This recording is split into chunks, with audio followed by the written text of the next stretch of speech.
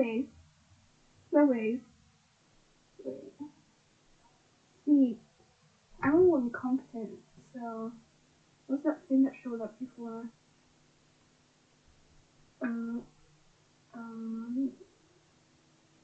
Yeah, no. Yeah, no.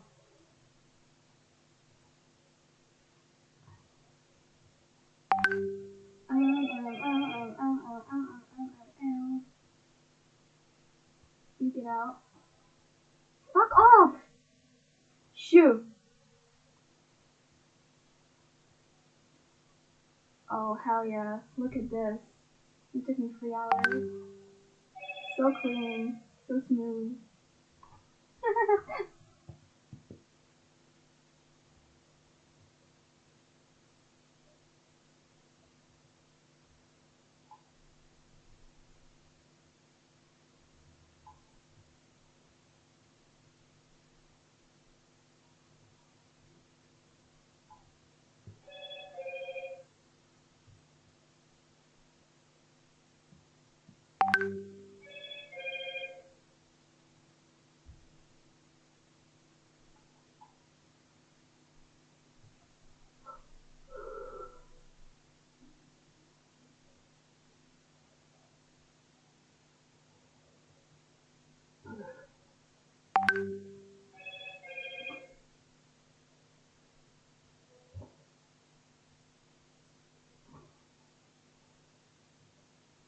Collected.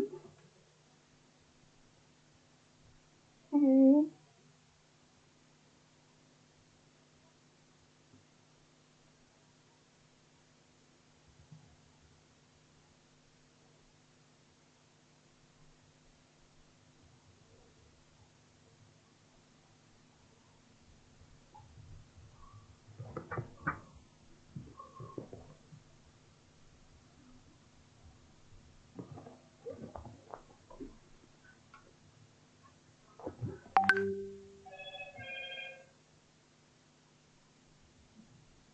Ooh, my dad is going to have something to eat. Oh. It's such a UP moment. I feel so UP right now. I forgot how Dib looks like. I'm going to draw him from memory. Internet man. Oh my god. Finn, is this you?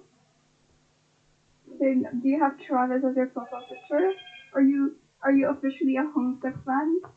Are you a Homestuck fan, Finn? Are you a Homestuck fan? Or is that somebody else? I'm just harassing. I like Homestuck as well. Okay, yeah, that's you.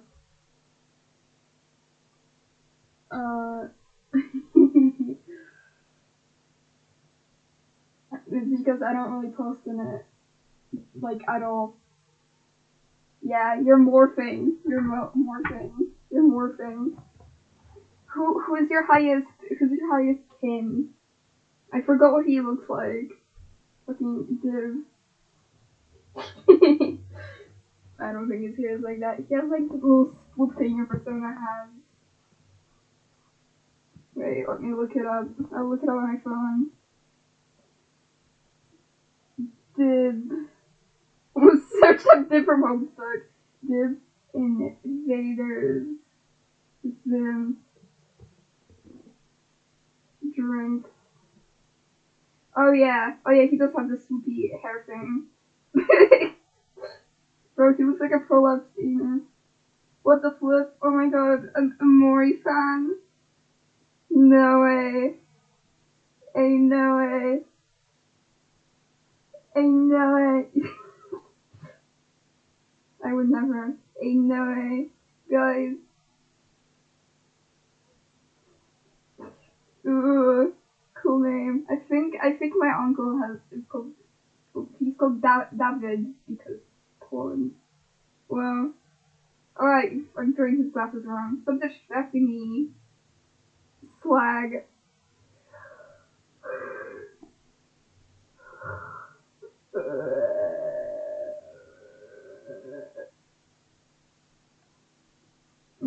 No, you're not. You're lying. I would recognize my little cookie bear. How dare you lie to me?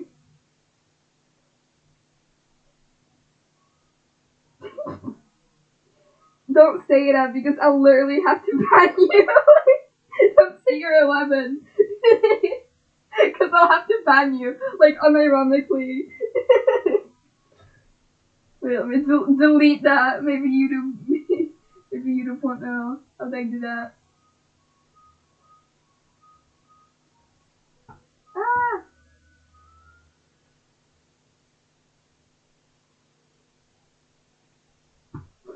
Where's the I'm 11 thing?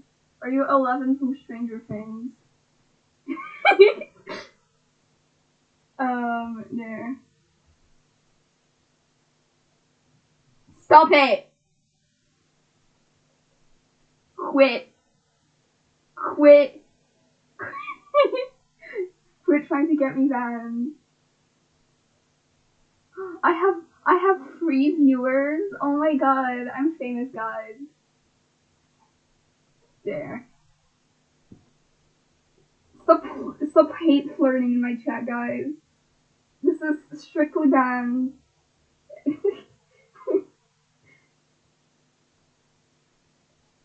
If you guys get me banned, it's going to be like really hilarious, but I'm also going to kill both of you.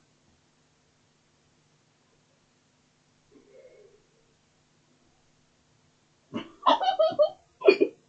yeah, I am. Oh, what the fuck? Bro! This shit is actually it's actually pissing me off so much. There. Brother! I bormed into my pizza. That's so base. Bro, I'm leaving my cousin's room. My dad is going to order something for dinner. Did you know? Did I say it already? That's so cool. It's also really annoying because like I'm trying to lose weight and he's like ordering fast food and whatnot and you know. Oh shit. He's so baby. He's so baby. He's like me for real, but I'm like Zim. But he's like also me for real. He's so real. Dude. He has a fucking antenna on his head. That's so base. I want an antenna on my head.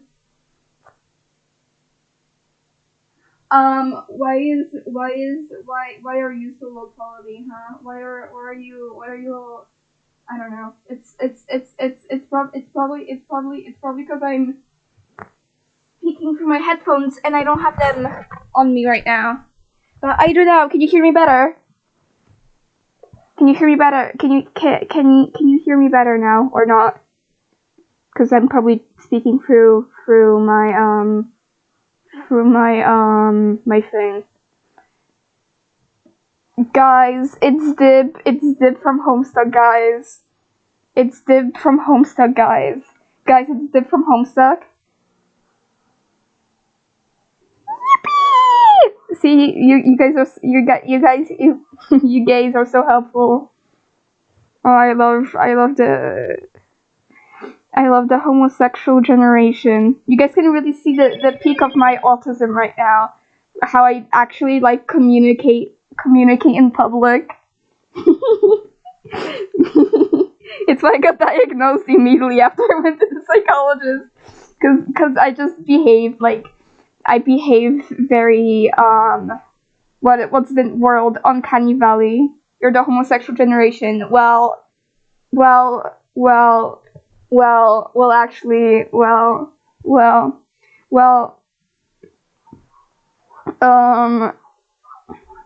we had sex, so you're also gay, I guess. He's looking so fucking.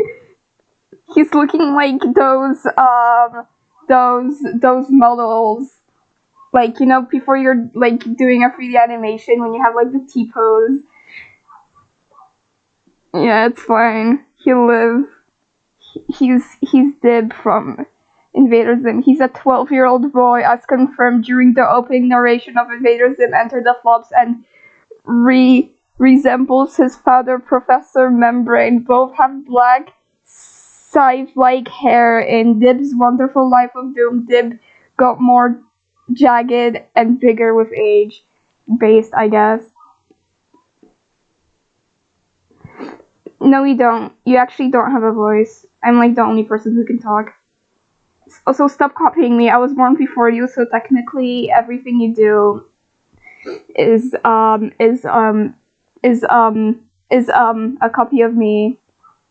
I'm having like, it doesn't help because I already have a stutter, but I'm having like this stim thing when I just repeat words a lot. Like very recently. There.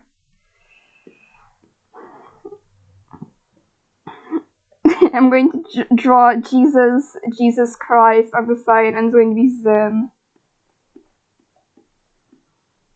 It's going to be so good. Kill myself, and it'll be your fault. I'll write in my note that it's your fault.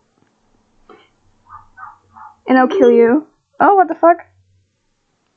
Ooh, no. My dad is almost home. Wow, Snooky, I can't believe you're doing this to me right now. I thought we had something. What about Finn, huh? What about our son? What about our son? P.S. If you guys want to, like, call... Actually, I don't know if I can hear stuff on call when I'm on Discord and I have my laptop plugged in. But I could probably hear... I don't know. I can try if you guys want to call me. We do have something. I mean... What is it? Okay, good. Good. I don't remember you cheating me with that other guy. I forgot what it's called. You're dead, fucker. You're a small little stinky fella. Die. Yeah, sorry, I forgot you're autistic and it's a compliment to you. Did you guys know I'm literally Zim from Invader Zim. I'm literally Zim, and he's literally dead. Oh, my dad came home. You don't know that. It's not canon, technically, because the show got cancelled. Remember when we had that, like...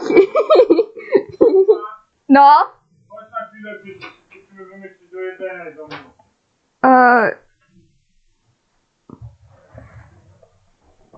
Za chwilę, my dad. Zamów mi frytki po prostu. I coś do picia. Me too. I like Rick from Rick and Morty. I have a Rick and Morty poster in my room, like right now. I'm looking at it.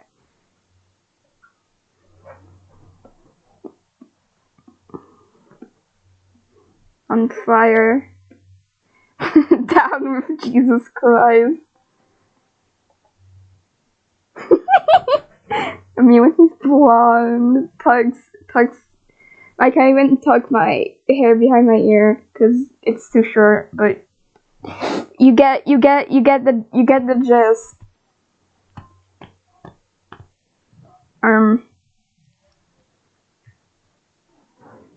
Wow, are you assuming my sexuality right now? Rude.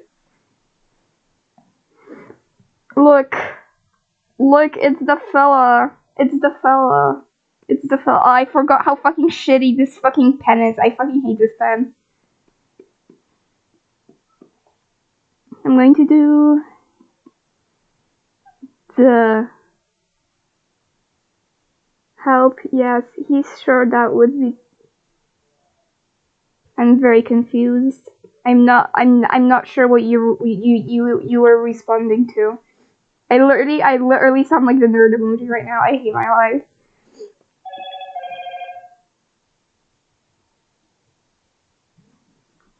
Bro, I'm getting advertisements for TikTok Shop. I you ain't never going to catch me buying something off TikTok shop. Hell no. I'm never going that low in life. Yes, yes. Uh, what do you think my sexuality is? Nah, because I don't know. I don't use labels because they're like cringe, and I also don't want to get like stuck in a box. And I don't know. I don't want to have to like pick something. I think that's really annoying. Man, yeah, true. It's funny because I'll see people talking about LMLs, which is like multi-level marketing scheme, and I'll think they're talking about like talking about gay people, and it's hilarious. Well, I think there's a rat in my room. Crazy. I was crazy once.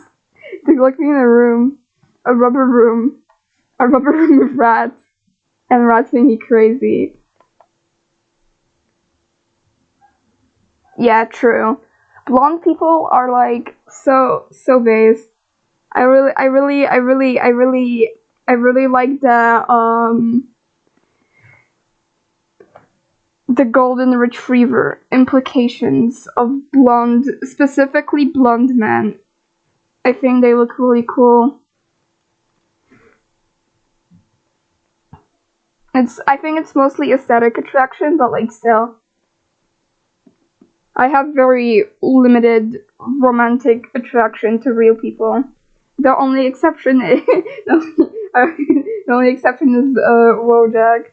He's my pride and joy. We're going to get married someday. You guys watch me.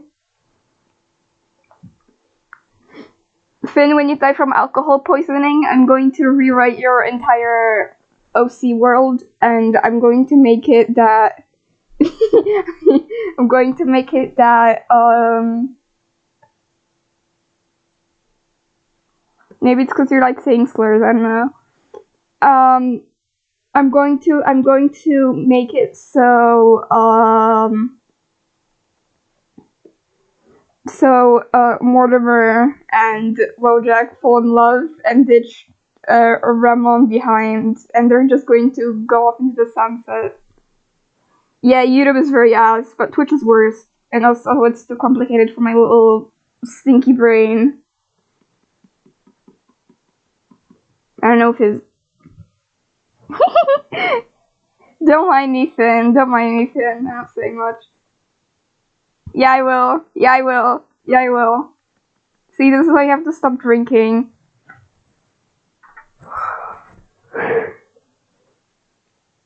Yeah, I will. I'll do that. I'll make it so Wojak and Ramen break up, and then they fall in.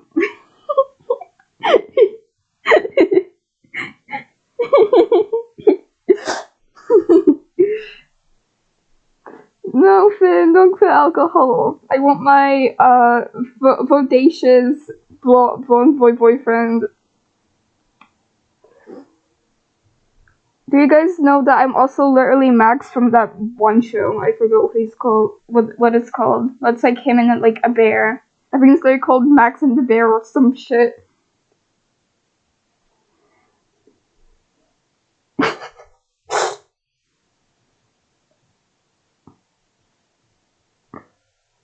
Brother is contemplating being alive. He looks so scared, and I'm here for it.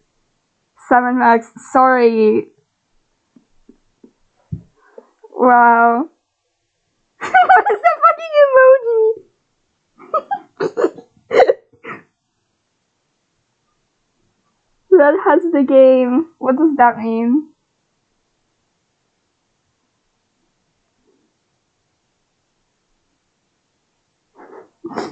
Thank you. I like drawing teeth that way. Or like mouths. I think I got it from you, actually. Stealing your style. Oh my god.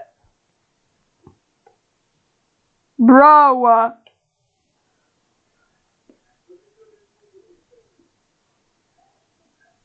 literally die. I hate him. He's ruining my life. He looks like a mouse. Look at him. Oh, now it looks weird from this angle.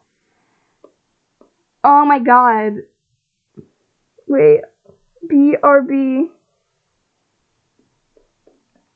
Guys, Finn is literally leaving me. He's not supporting in my dream of of streaming to like 3 people. How dare he? How dare you? You guys should like cancel him or something. And then I can remake all of his OCs to fall in love with me. Here. Okay. Yeah. That's fine. Thank you. I can always count on you, Noah. You and Finn the human. Dude, he only has like 1 follower and it's me.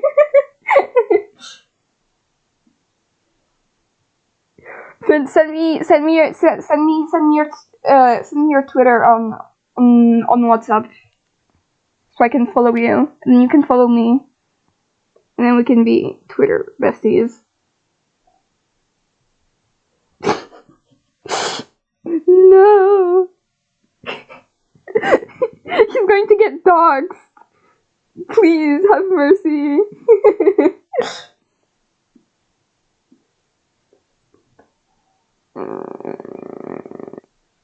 Okay. It looks very chicken scratch it. That's so rude of you. You should get Twitter. Specifically so you can follow me.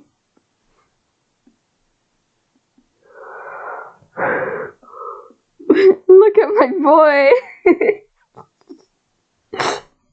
Bro has the McDonald's hairline.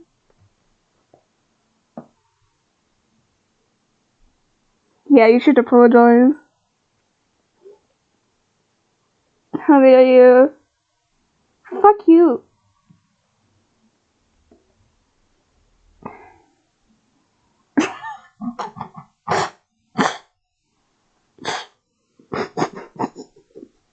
This is hilarious to me. Look at his hair! Look at his hair! Look at his hair! I fucking hate K-pop. I can't believe you said that. We're not friends anymore. Man, he kind of looks like you right now.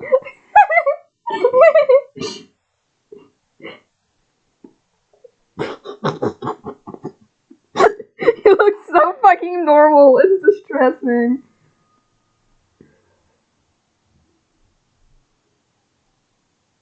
Someone's buys. I don't know what that means. God.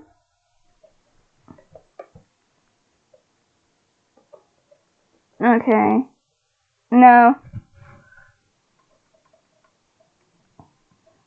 I don't know how to draw this freaking hair boner.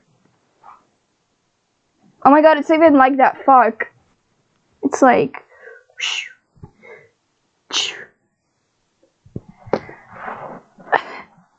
Well.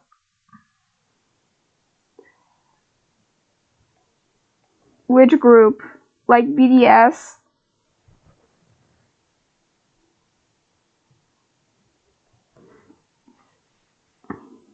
I thought those were like cults, to be honest. Bro, I can't even say shit. I'm literally like a Homestuck fan.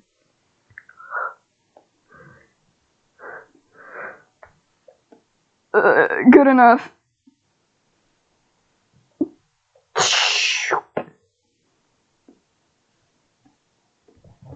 Here. Yippee! Guys, it's Dib from the Dib show. It's Dib from the Dib show, guys. Guys, it's Dib.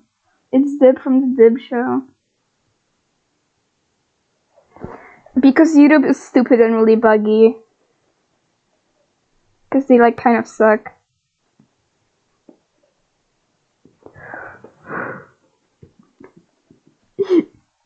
I love making him look criminally insane.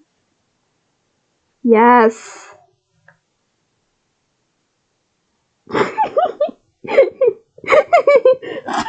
Finn is the nerd emoji. Bro, let him God forbid you mention something slightly Invader Zim related. He'll go on like a 10-minute tangent.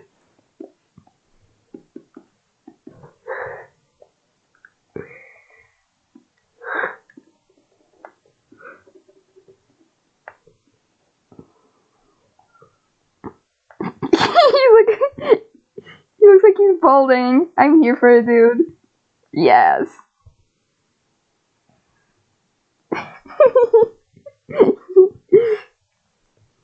Based. I love shit talking my best friend.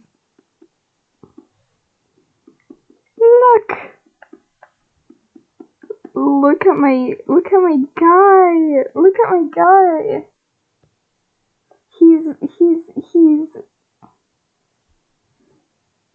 Actually, I like this pen more than the one that I usually use.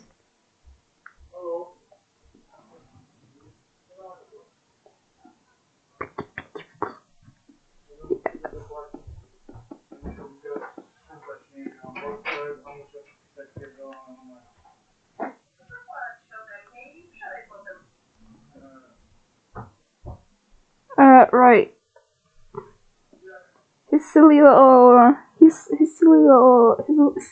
jacket.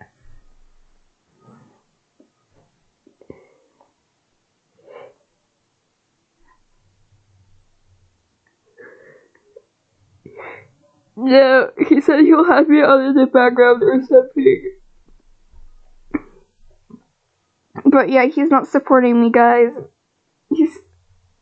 He should get like cancelled. Bro.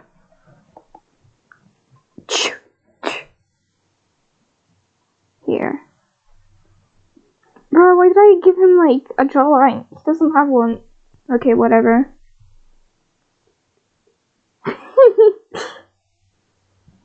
Dox him, Finn, do it.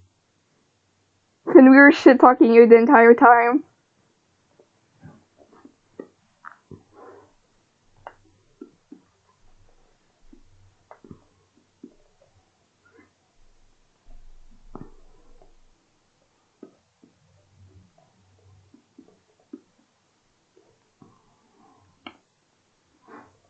Guys, do you want to hear a story? So, in primary school, my mom got me like this massive raincoat, and it was like this yellow raincoat, and it was like, it wasn't like it kind of functioned like, I don't know, like, I forgot what they're called. It had like a hood, and then the rest of it was just like plastic, and it would like fall on top of you and cover your like backpack and everything. And I wore it once because I honestly loved the aesthetic, and I got like the nickname like the flying condom or something. It was great. I love primary school. To be honest, I thought it was funny at the time. But that's because I was a little prepubescent boy. Yeah, him.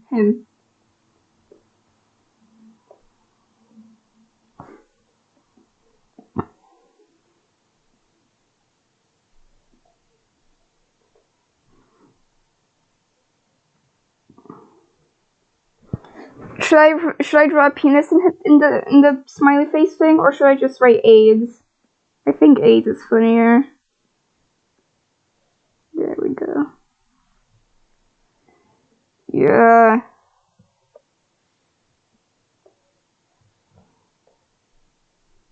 No, I don't. It feels wrong. Yeah, too little on one side.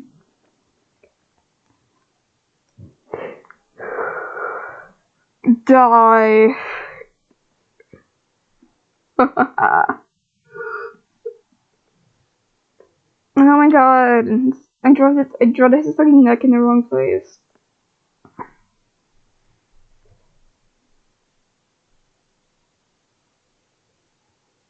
Guys, TT catch. I'm literally Solix. No, you're not. You're not even the same zodiac sign as him. You're lying. Also, you're literally Corcat sitting in denial. Everybody knows it. You're literally him. Just because he doesn't like him doesn't mean you're not him. Bro, you know. You know damn well. I hate my life.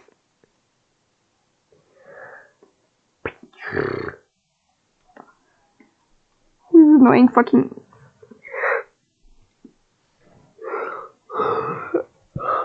Coat. I have the same coat as him. As Dipster. Get out of here.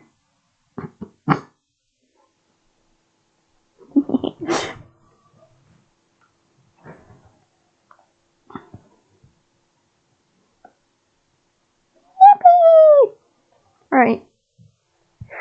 Wait. I'm going to listen about the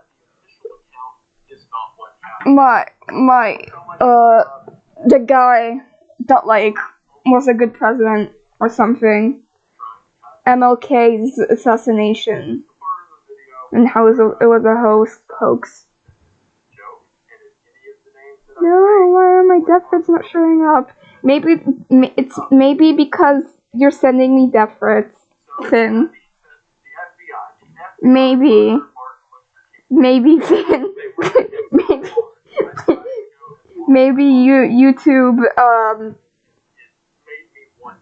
Yeah, it's probably because you guys are being like inappropriate or something, and I didn't flag it as an 18+ stream. Yeah, cry about it.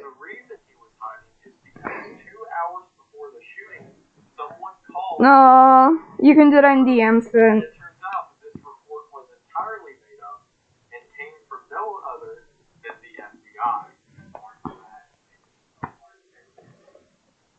Bruh.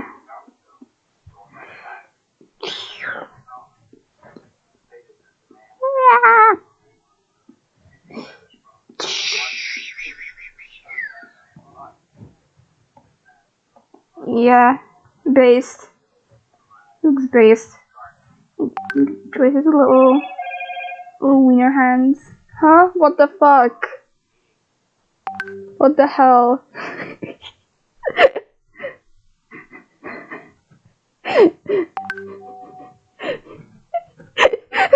Just so you message beforehand with fictional character we can constantly compare to Finn for the living hell. What the fuck?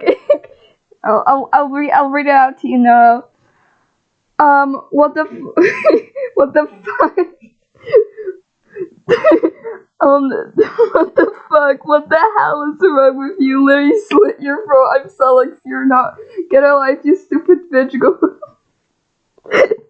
I'm not saying that. I could be Solix if I want to. Mind your own fucking business. I am Solix fucked hard. I can't believe you're picking up my fucking 4chan lingo. I want you to know that I got fucked hard from fucking 4chan.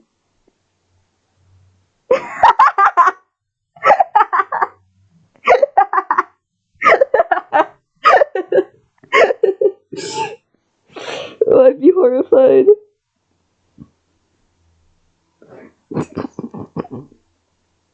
Yeah, you're becoming a 4chan user. 4chan user.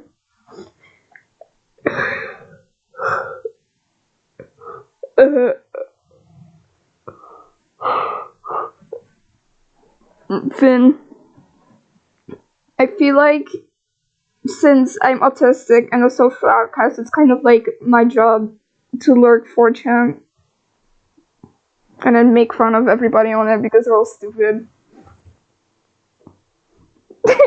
message boards are like some of the most. It's because everybody's anonymous, right? The most horrendous takes on planet Earth. I fucking love it. It just, you can see people's like actual brain rot full life. It's what happens when you do acid. It's like a 14-year-old. It's literally just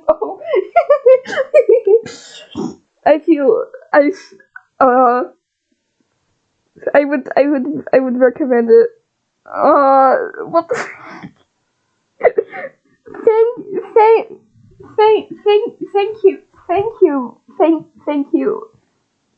thank you. Thank you, Noah. Look at him. Look at my man. Okay, that does not look right. Bro. No. So the FBI made up a completely false story. Bro. I turned my head to look at Noah and surprised at those words. My heart's sinking with agony before, or whatever you mean. Finn, are you flirting with your dad, Finn? Finn, do we need to go to counseling again, Finn? Or assassinations that would cause this much noise. It is very rare that an actual member of a government party will carry out the assassination themselves. Bro, what? Always get Fall Guys to do it. And that's not even... He said Fall Guys. Look at historical cases like the assassination of Archduke Ferdinand, where they got a bunch of, like, teenagers... God damn it. ...to carry out the work of politicians. So let's take a look at who some of those Fall Guys might be. Kill yourself. One of which being the guy mentioned earlier as being sued by the king. There, I give up. Remember how I said that the boarding house was located above a place called Jim's Grill? Well, Lloyd Jowers was the owner of Jim's Grill. The day after the shooting, a cab driver said that he was sitting in Jim's Grill. Wait, I'll play. Oh my god, I had two other people join the stream. For them. I feel famous.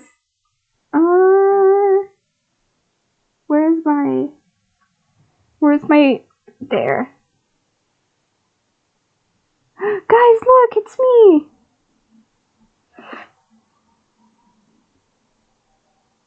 Here, in Jim's Grill, you guys can listen whenever to it too. Lloyd told him to come look at what he has under the counter, to which he slid out a 30-06 rifle. Not only that, but whenever an investigator followed up on that lead, Not the a waitress counseling. said that she was working the Okay, day of the shooting, heard a gunshot, listen, I've had and this then account Lloyd for a ran while. in the back room holding a rifle and had mud on the knees of his pants, implying that he was kneeled I'm in the grass subscribed to like a outside. lot of. To which he then took his rifle, wrapped it in a white sheet, set it under the counter, and when the police came by, said he didn't hear anything. Jowers' business partner by the name of Willie Atkins said years later Anyways, that guys. Jowers had confided in him and told him that he had a part in the King shooting and his job was to get rid of the rifle. And according to Atkins, Jowers passed the gun off to someone else who threw it off a bridge into a river. Jowers himself was a former member I'm going to of do the something Memphis Police you're going to and love. still very close to several of the leading members of the department itself. He told Atkins that the reason he was given that job is because they trusted him and his business was directly across the street from the Lorraine Motel, which, if you remember, I mentioned earlier, was so popular for having King stay there that they even named one of the rooms after him. Over the years, Jowers was pressured to come forward about his involvement in the murder. You're listening to the Marking Luther King assassination. How was the host? $100,000 to help with the murder of Martin Luther King. More specifically, he said he was paid by known mob man Frank Liberto. Jowers ran Jim's Grill across from the Lorraine Motel and claimed another Memphis businessman, Frank Liberto, paid him $100,000 to contract the killer. What did Frank Liberto ask you to do? He asked Oh, me what to the handle fuck? That's not what I wanted. some money transaction. hire someone to assassinate Dr. Martin. Okay, close enough. See, Frank Liberto openly despised King. He had several different produce factories and manufacturing plants around Forgot the how city of ass this Memphis piece and of said shit that is. King was making things harder because, you know, those pesky workers, them and their human rights. The day of the shooting, John McFerrin was working at one of Liberto's produce plants when he heard Liberto answer the phone and say, quote, "I told you not to call me here. Shoot the son of a bitch when he comes on the balcony." Years later, a woman known as Lamada Atkinson was at a restaurant whenever Liberto got drunk and was trying to impress her, and eventually said, "You know, I'm the one who had MLK killed." Remember James Earl Ray's first lawyer, the one who pressured him to confess to killing MLK? Well, that lawyer, Percy Foreman, was a known affiliate of the mafia. Imagine and was trying very to close press the Frank girl and you're like, Liberto. I killed the most beloved president. Give a It's so fucking hilarious. whether there was a conspiracy or not. He does. You ever asked your client whether he was a part of a conspiracy, whether he could find it?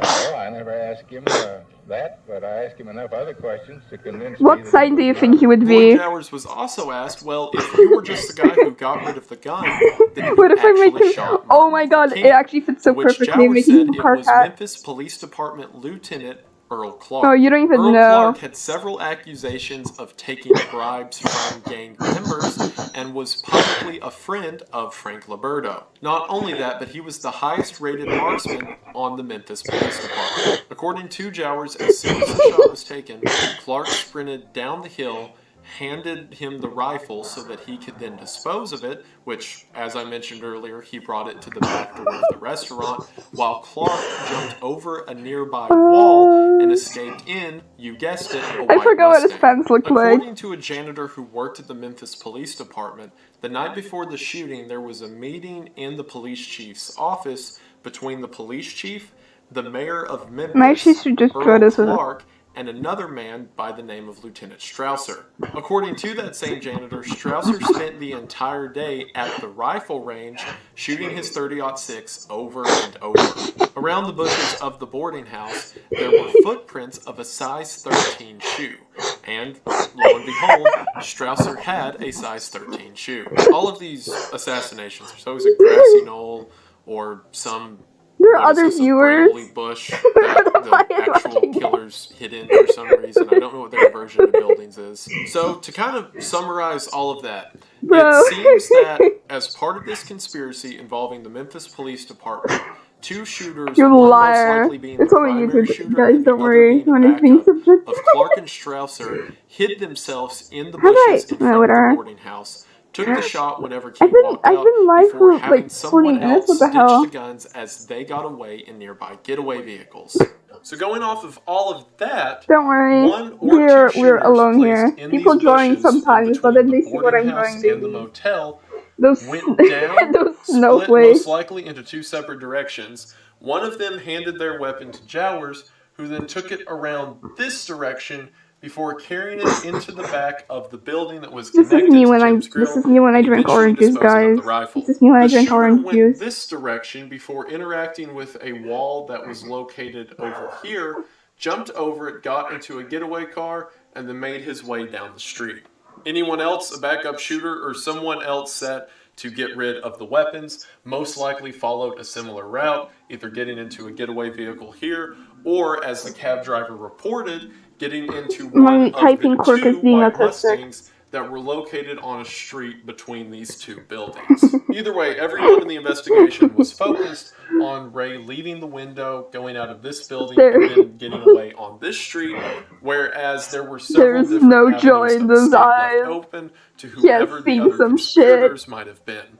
So that's all well and good, but what's with this rifle that has James Earl Ray's fingerprints and him having rented the room in the house right above them, and all of this so Brother perfectly is falling not in line happy. for him to be the fall guy? Brother does well, now not want that to be I've a given you host the official character. telling of the assassination as well as the unofficial but I'll more send- widely I'll make believed a test telling of the sticker. assassination, let's get into James Earl Ray's story of what happened. And to do that, let's talk about James Earl Ray himself. At the end of World War II, James Earl Ray was part of the Office of Strategic Services, also known as the OSS.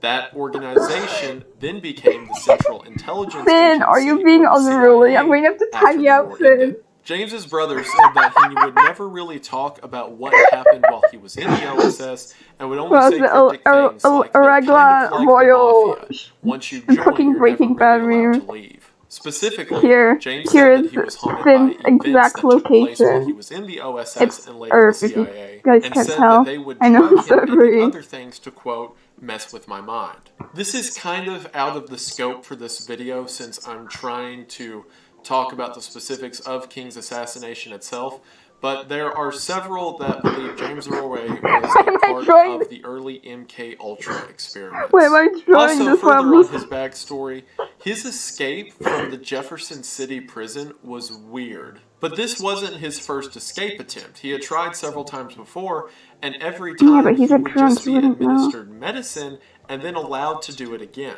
It's believed that Ray was one of many people kept on a leash by the government that they would let off if they ever needed them to commit whatever act that they couldn't have their hands directly tied to. Not only that, but shortly after completing this escape attempt that he definitely shouldn't have been able to get away with, his cellmate, who had told him to try to escape, was found hanging in his cell with his arms and legs broken. The official story being that he hung himself and then broke his arms and legs. I don't even know how to tie that back into the whole conspiracy. That was what? It was shortly after escaping jail that he met the figure known as Raul. Despite the name and every description that was given of him, Raul was not Spanish, and it's not uncommon for operatives to have names that intentionally mislead those trying to look for them. This Raul seemed to be very generous to the escaped convict and began supplying Ray with money as well as fake IDs and passports so he could move from the United States to Canada. It was even Raul who gave Ray money and told him to go to Birmingham, Alabama and buy himself a nice car, to which Ray bought a white Mustang. According to Ray, Raul was a weapons dealer who was selling guns to Cuban militants who were hiding in the United States.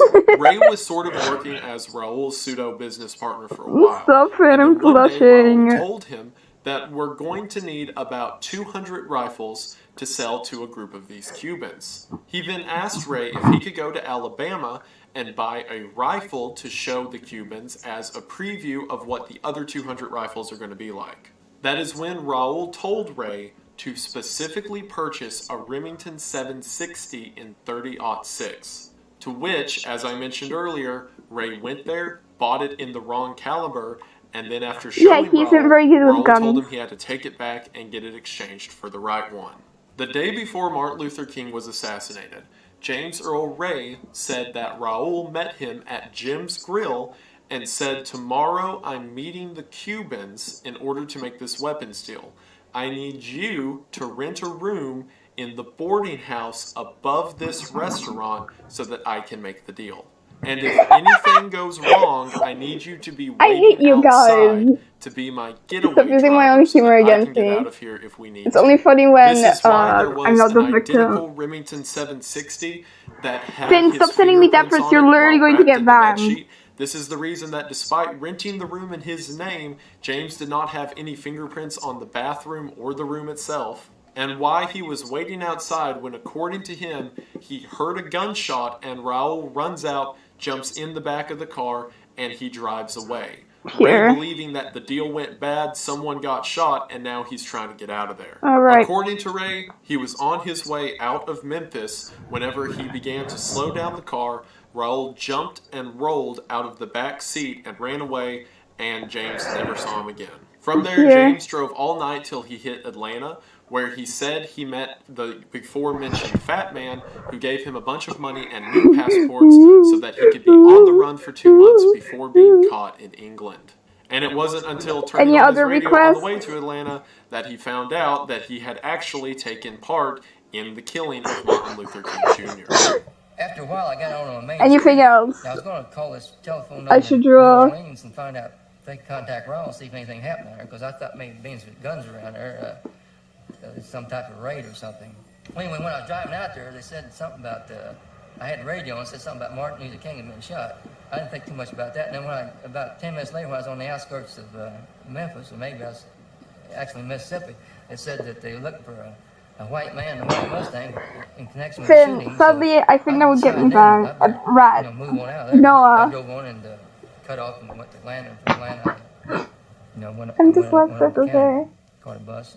So, while that does tie Bro, up my all the nose loose is ends of so why good there right was now. a bedsheet that some stranger supposedly dropped off that had Ray's fingerprints on it, and while that makes sense that he never touched the rooms that he rented, even though he did rent them while he was the getaway driver in the white Mustang at the time of it, and why there would have been 2 Mustangs, and blah, blah, blah, it makes everything make sense. That's still just the word of one escaped convict over what? The entirety of the FBI's investigation? This is vile. Well, it does line up everything cut and dry. We can't just take his word I'm not as going being to the drink truth. gay And the porn. cool thing is, we don't have to. Daniel Ellsberg of Pentagon Papers fame swore on an affidavit that I don't Agent care what Brady gender it Tyson is. told him in confidence that it was J. Edgar Hoover who had Martin Luther King killed. Don't fucking... If J. Edgar Hoover sounds familiar, that's because he was the director of the FBI during this time. More specifically, that Hoover had a right-hand man by the name of Clyde Tolson, who was known in the agency for carrying out Hoover's dirty work. That included getting mob members to carry out killings that the FBI couldn't handle themselves. Or more specifically, didn't want to be associated with handling themselves. According to this testimony of Agent Brady Tyson, it was Tolson who paid several informants to monitor Shut the hell up, I'm literally going to throw you making out my car out, like, right now. King would be staying. Quiet. Not only that, but according to Ellsberg, Tolson paid off the warden at the Jackson City prison so that Ray would be able to escape. This makes sense as to why immediately after escaping, he met this really kind guy who just seemed to love him and gave him a bunch of money and fake passports. So several former agents, as well as James Earl Ray and those closely connected to the killings like the King family themselves, all believe the FBI to be the main culprit in this entire plot. And considering that it's believed Frank Liberto had many associations with the FBI in which he would carry out favors for them and they would look the other way on his operations. I don't need this in my life right now. Perhaps Tolson had Liberto carry out the on-ground operations that it would take in order to have King killed. Also, this Raul guy, as well as Liberto and everyone else, connects to like the JFK assassination and also the Robert Kennedy assassination, but I won't get into that right now. In December of 1963, 1 month after JFK was killed, there was supposedly a meeting between Hoover and other high-ranking members of the FBI as to how they will have MLK taken care of. See, the FBI hated him for a whole slew of reasons. For one, people weren't exactly accepting of new ideologies at the time, and furthermore, King was causing issues Finn, do you want to be timed out right now? Of how businesses and agencies were set up. Not only that, but this was at the height of the Russian panic or Red Scare thing, where everyone was super afraid of communism. And while King's ideas by today's standards are fairly moderate, his ideas of a sort of universal income or guaranteed health coverage and things like that were seen as super evil commie at the time. So the FBI wanted him out of the picture. As a matter of fact, they were so determined to find dirt on him that they began bugging his hotel rooms with hidden microphones. How did they do that? Well, they had the help of people like Marel It's funny Nicola, because he was literally such a good person, they literally couldn't get anything and then they had to fucking kill him. Into their early surveillance or COINTELPRO operations. Guys. Nicola was a close friend and member of King's inner circle. Calm down. He was one of the people who began bugging his hotel rooms wherever he went. As a matter of fact, it's believed by many that he is the figure kneeling over the body of MLK right after he was shot. In the famous Lau photograph of the associates of Dr. King pointing away from the hotel and toward the rooming house, there was You guys are getting timed out. a mystery about the person who was kneeling over Dr. King checking him for life signs. That person was Merrill McCullough, who somehow, hearing the shot, instantly streaked up the stairs to the balcony and checked Dr. King. He was an undercover operative for the Memphis Police Department, but reporting directly to an intelligence officer of the Memphis Police Department. Remember Lloyd Jowers that I mentioned earlier? Brad. The owner of Jim's Grill? No, do you have anything to say or do you want to be timed out as well? There was a meeting of conspirators in Jim's Grill that all had a part in the assassination. The meeting consisted of 5 men and only 2 of them Jowers could identify.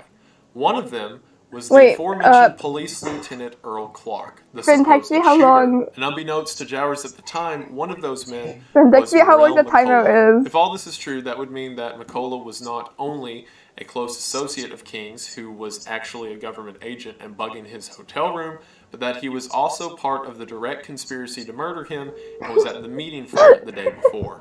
Using these hidden mics that were placed in King's hotel Bag. rooms, the FBI got information that they believe showed him as Guys, having my extramarital top affairs. viewership. Believing this 2 to be a good people. way to hurt King's image as the Bro. reverend and civil rights leader, they wrote him an at-the-time anonymous letter that has come out several years Fine. later to have originated directly How's from I the on FBI. time? In this On letter time. from the FBI, where the writer pretended to be a former Is it supporter on time and fellow now? black man of King, they say in the intro, King, in view of your low-grade, abnormal personal behavior, I will not dignify your name with either a Mr. or a Reverend Here. or a Doctor, and your last name calls I'll- to mind I'll do that only for the you type of too. king such as King Henry VIII, and his countless acts of adultery and immoral conduct lower than that of Are you a guys beast. happy? Talk Now about an you intro. can figure After out how proceeding to throughout the entire on course of the letter timeout. to call King a fraud, it ends by saying, Um, King, there is only one thing left for you to do. I made you both. You I know don't what know. it is. You have just 34 days in which to do. This exact number has been selected for a specific reason. It has definite practical significance. You are done. There is but one way out for you. You better take Finn, it before your text me how filthy, long the timeout is. abnormal, fraudulent self is bared to the nation. So if you ever think that the government didn't hate Martin Luther King, 4 years before his assassination, here's a letter where they literally told him to kill himself. The head of the Memphis Police Department at the time was a 25-year veteran of the FBI. And as a matter of fact, whenever he came to position, he said his number one goal was to make sure that the FBI and the MPD had a two-way street of communication. After the first march took place on March the 28th within Memphis, King decided that it was too dangerous to stay in room 306, as it was a large Guys, window is this room not that Finn? opened up into an open street. He decided to change his room to room 202, that being a more secluded room facing away from the main road. However, before King got there, someone called the 88 hotel subscribers. and said that Yeah. they were part of King's accompaniment and asked if they could have the room We changed back to forget. 306. By the time King got there, everything else had been booked, so Yeah, he do you decided want to just moderator? stick with room 306. However, that call ahead was not part of King's group, and as a matter of fact, no one has ever identified where the random caller came from. However, I can think of a couple people it could be, and they both start with FBI. During the course of our investigation, we revealed the fact that the mission of the FBI was to destroy Dr. King. That is all documented in the course of our reports, and This is Kane. and we did criticize them severely Ida. for the illegal, Why? unconstitutional Why do you have way in 88 which subscribers? his civil rights were violated. Just Also, the day block of people, the shooting, the remove FBI people who say like immediately slurs. took over the investigation, which made no sense because at the time it had nothing to do with anything outside of the state of Tennessee. It should have been a state issue. Even more weird, as soon as the Hey guys, FBI got I'm like MLK's body, they gonna never performed an autopsy. do the Also, remember food. that book I mentioned earlier, One He second. Slew a Dreamer? The book that had all the information about how James Earl Ray was a racist and how he just really wanted to kill King? Well, the author of that book was William Bradford Huey, and he was very close friends with, you guessed it, J. Edgar Hoover. Immediately after MLK's assassination, a high-ranking agent by the name of Cartha DeLoach put out a bulletin to Hoover saying that there's so much misinformation going around about the case that the FBI should quietly fund a book that would then allow there to be correct information about James Earl Ray and how racist and evil he was. Cartha DeLoach, that name sounds familiar. Oh yeah, and while we're going down the rabbit hole of suspicious stuff that happened around this, let's just keep going. The day of the assassination, whenever they were investigating the boarding house, Captain Ed Atkinson said that he overheard Earl Clark say to another police officer, "We're gonna have to cut the branches down. He couldn't have taken a shot from here." Which, if you'll remember, The branches mean a shot couldn't have been taken, and the MPD worked all night to make sure none were there. Also, Tennessee State Commissioner at the time, Harry Avery, began his own investigation to try to figure out how James Earl Ray, a supposed klutz of a convict, was able to amass so much money and get so many fake IDs, to which he was immediately fired by Governor Buford Ellington. A nurse who was at St. Joseph Hospital at the time that MLK was brought in said that he still had a pulse and they were attempting to resuscitate him before a group of men in suits came in and told them to step away from the body. As she was leaving the room, she turned around and said she saw the men take off King's life-saving equipment. And the only remaining doctor in the room who was with the men was the one who gave King the official time of 7:05 as being his time of death. And speaking of deaths related to this whole thing, let's talk about some of the weird ones. A cab driver by the name of Lewis Word, that's the third cab driver in this whole thing, anyway, said that the night of the shooting, he met with another friend of his named Buddy, who was a cab driver picking someone up from the Lorraine Motel whenever the shooting took place. Buddy said that he was looking at Martin Luther King whenever he was shot, and then turned to his left and saw someone run out of the bushes in front of the boarding house, Why do you have so many scale a Yeats wall, and accounts? get into a vehicle and drive away. Where the hell I Lewis put Ward my said that a pen? few days later, he stopped at the cab agency to ask if anyone had seen Buddy because he hadn't heard from him in a while, there it is. and they said that I'm Buddy eating fries right now. jumped out of a moving Guys, car they're so going good. down the highway and was immediately ran over and killed in a supposed suicide. They also said that before his death, the last time they saw him, he was trying to tell everyone the story of the shooter who was escaping the crime scene. Remember how I said earlier that despite all this, James Earl Ray couldn't get a retrial? Well, at first, he had They're like my a favorite lawyer, food. Z.T. Osborne, the former lawyer of Jimmy Hoffa, come and say that he would try to get him a new case. 3 months after this, Osborne committed suicide, and his wife said that she never believed that he actually killed himself. Shortly after this, a judge said that he would look at the case because the evidence shows that Ray needs to be retried. For real, dude. Died of a These ones heart are like attack. especially good. They came Another in like judge a came in his cardboard place box, and like says that the Ray brown needs to be ones. retried, and That's then how we he know died this shit of is a like heart gourmet. attack. And then the third guy says, nope, no retrial, don't need it. He just leave him in there. A year after the Mukbang. assassination, Martin Luther King's brother, Alfred King, I'll turn was on my- also looking into all of the details I'll of turn on my this, camera. until he was found floating Oh, dead wait. in his at-home swimming pool. The official story is that Alfred drowned. However, Alfred was a fantastic swimmer and, even more alarming, did not have any water in his lungs. He was also wearing just his underwear and had severe bruising around his neck, but the police decided that it was a drowning. In 1971, Bill Sater, a reporter who was looking into the whereabouts didn't of work. this assassination, was asking questions in Waco, Texas, whenever his drink was poisoned and he died. 6 years after this, the FBI Assistant Director of Intelligence, William Sullivan, was set to testify against J. Edgar Hoover in the House Select Committee of Assassinations. However, a few days before he was set to testify against Hoover, he was shot in the middle of the woods Is this it? by a man who, quote, No, mistook I already him have for the a display deer. capture needs Also, it. that thing I just mentioned, the House Select Committee of Assassinations,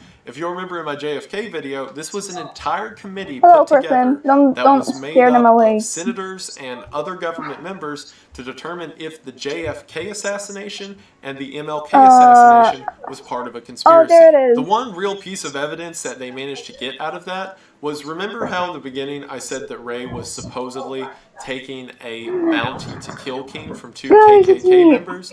Yeah, it turns out they were dead at the time that that happened, so yeah, that's not true. However, the House Select Committee didn't come to the conclusion that MLK was definitely a conspiracy, but in 2012 it came out that the liaison that was giving them the information to review Yeah. was actually a I CIA can't wait. agent. Let me So in the committee move that the was put mukbang. together to determine if the CIA killed MLK, it was determined that the CIA did not I'm not kill very good at MLK drawing animals, because the evidence though provided I by must the warn. CIA said so. So to go ahead and cover all my bases, I do not want Yeah, to it's alarm because my myself. laptop camera I'm a is great very swimmer. ass. I do not look like a deer. Is there anything else? Let me move myself closer to my station. No. There was also a group of the CIA that was currently monitoring King at the Right. time of the assassination, known as the 902nd Military Intelligence Group, that was being led by a Colonel Get Downey. out. They had cameras set up everywhere, secret agents set up everywhere to see what would happen with King.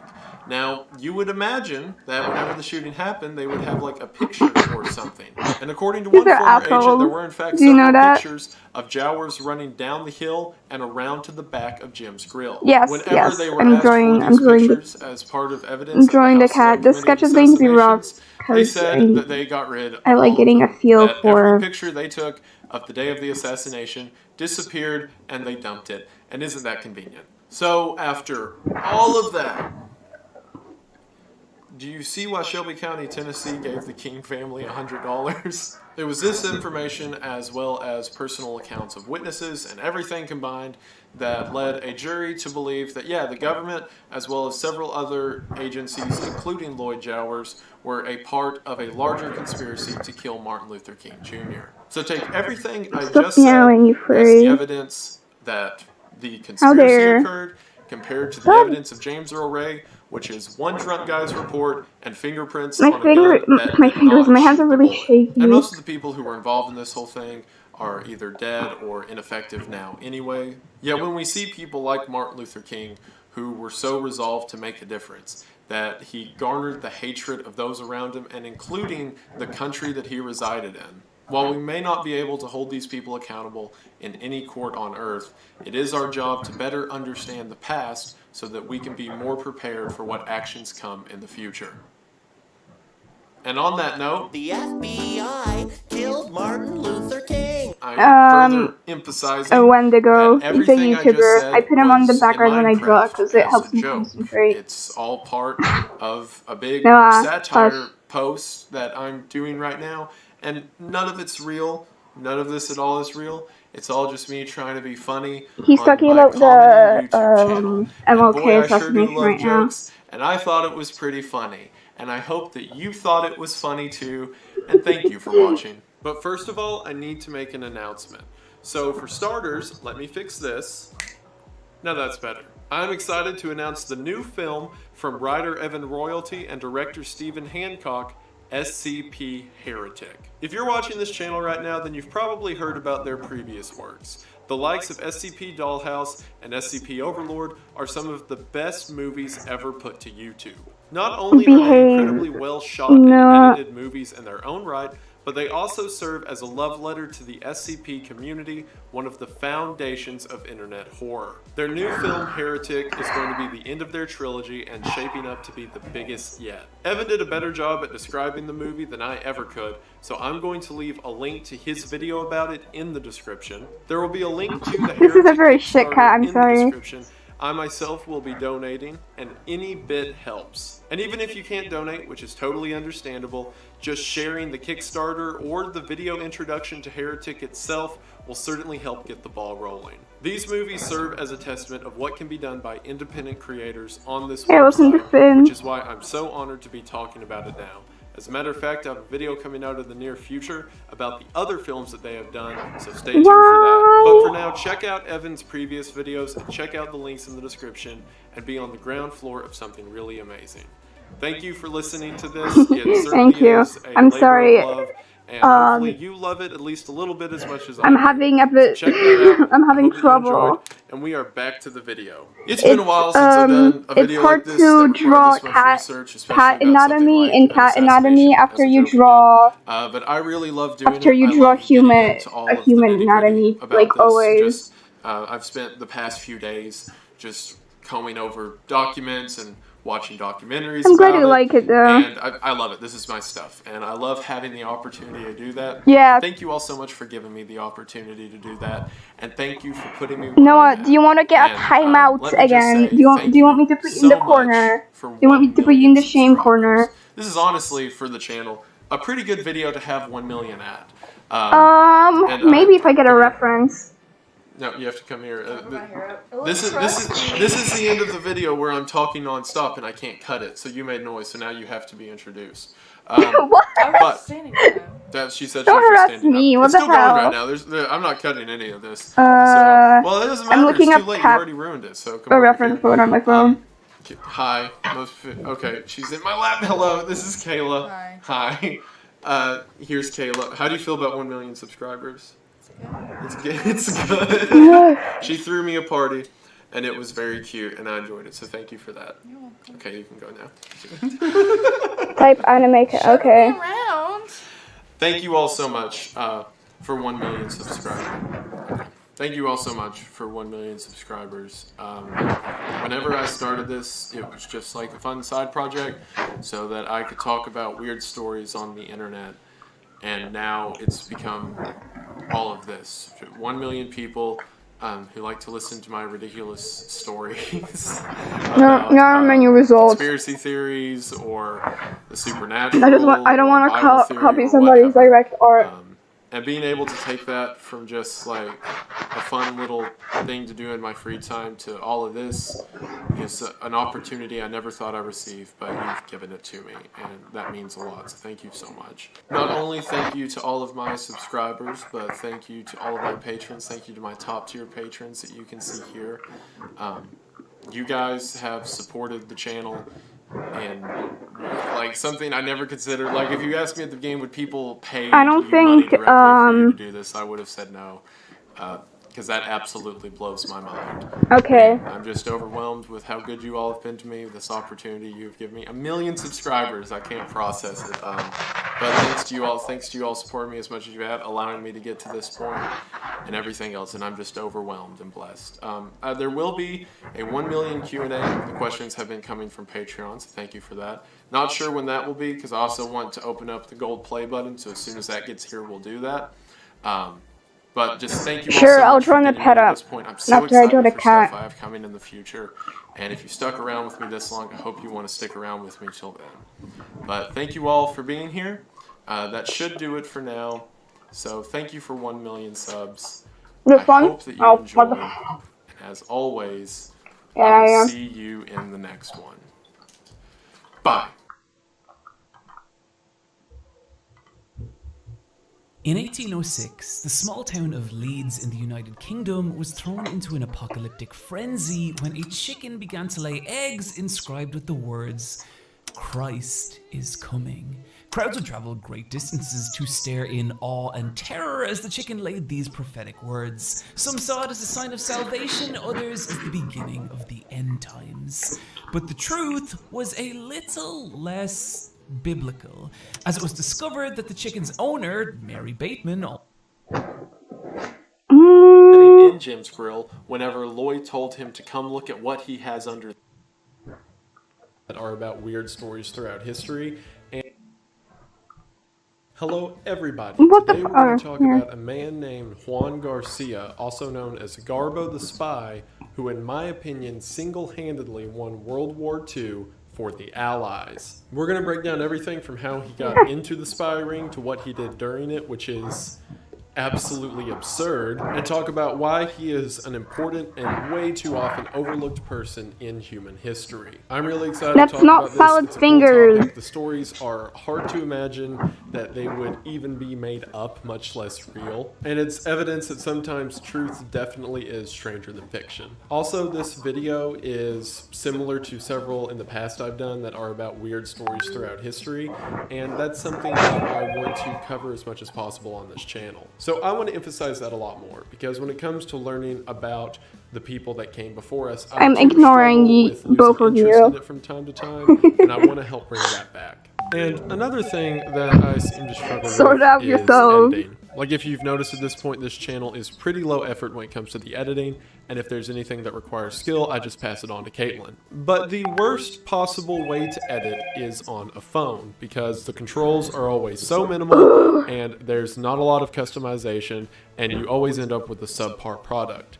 That is until Filmora Go. See, all the time I'll try to clip stuff for just short little videos, and I'm like, oh, I can do this on my phone. And then using the majority of film editors, I can't do it at all and have to port it over to the computer and then report it, and it's a whole process. See, Filmora Go is unique because it's an actual editing software that you can use on a mobile platform. And with unique options like the store on Filmora, you're able to buy literally thousands of different transitions and stickers on a site that updates frequently. Like for example, there are many unique filters that you can use on Filmora, including like this VHS overlay, which I'm a big fan of. So it's so much easier to, instead of using 3 different editing programs on my phone to put together one video, I finally have a one-stop shop. I am my evil twin. Not only that, but just the seamless of being able to cut clips and videos and photos at the same time, as well as overlaying your filters and then combining it with unique transitions, make you feel like you're getting a real editing experience out of a mobile platform. So I invite you to go to the link in the description. 15. There will be 2 links for either iOS or Android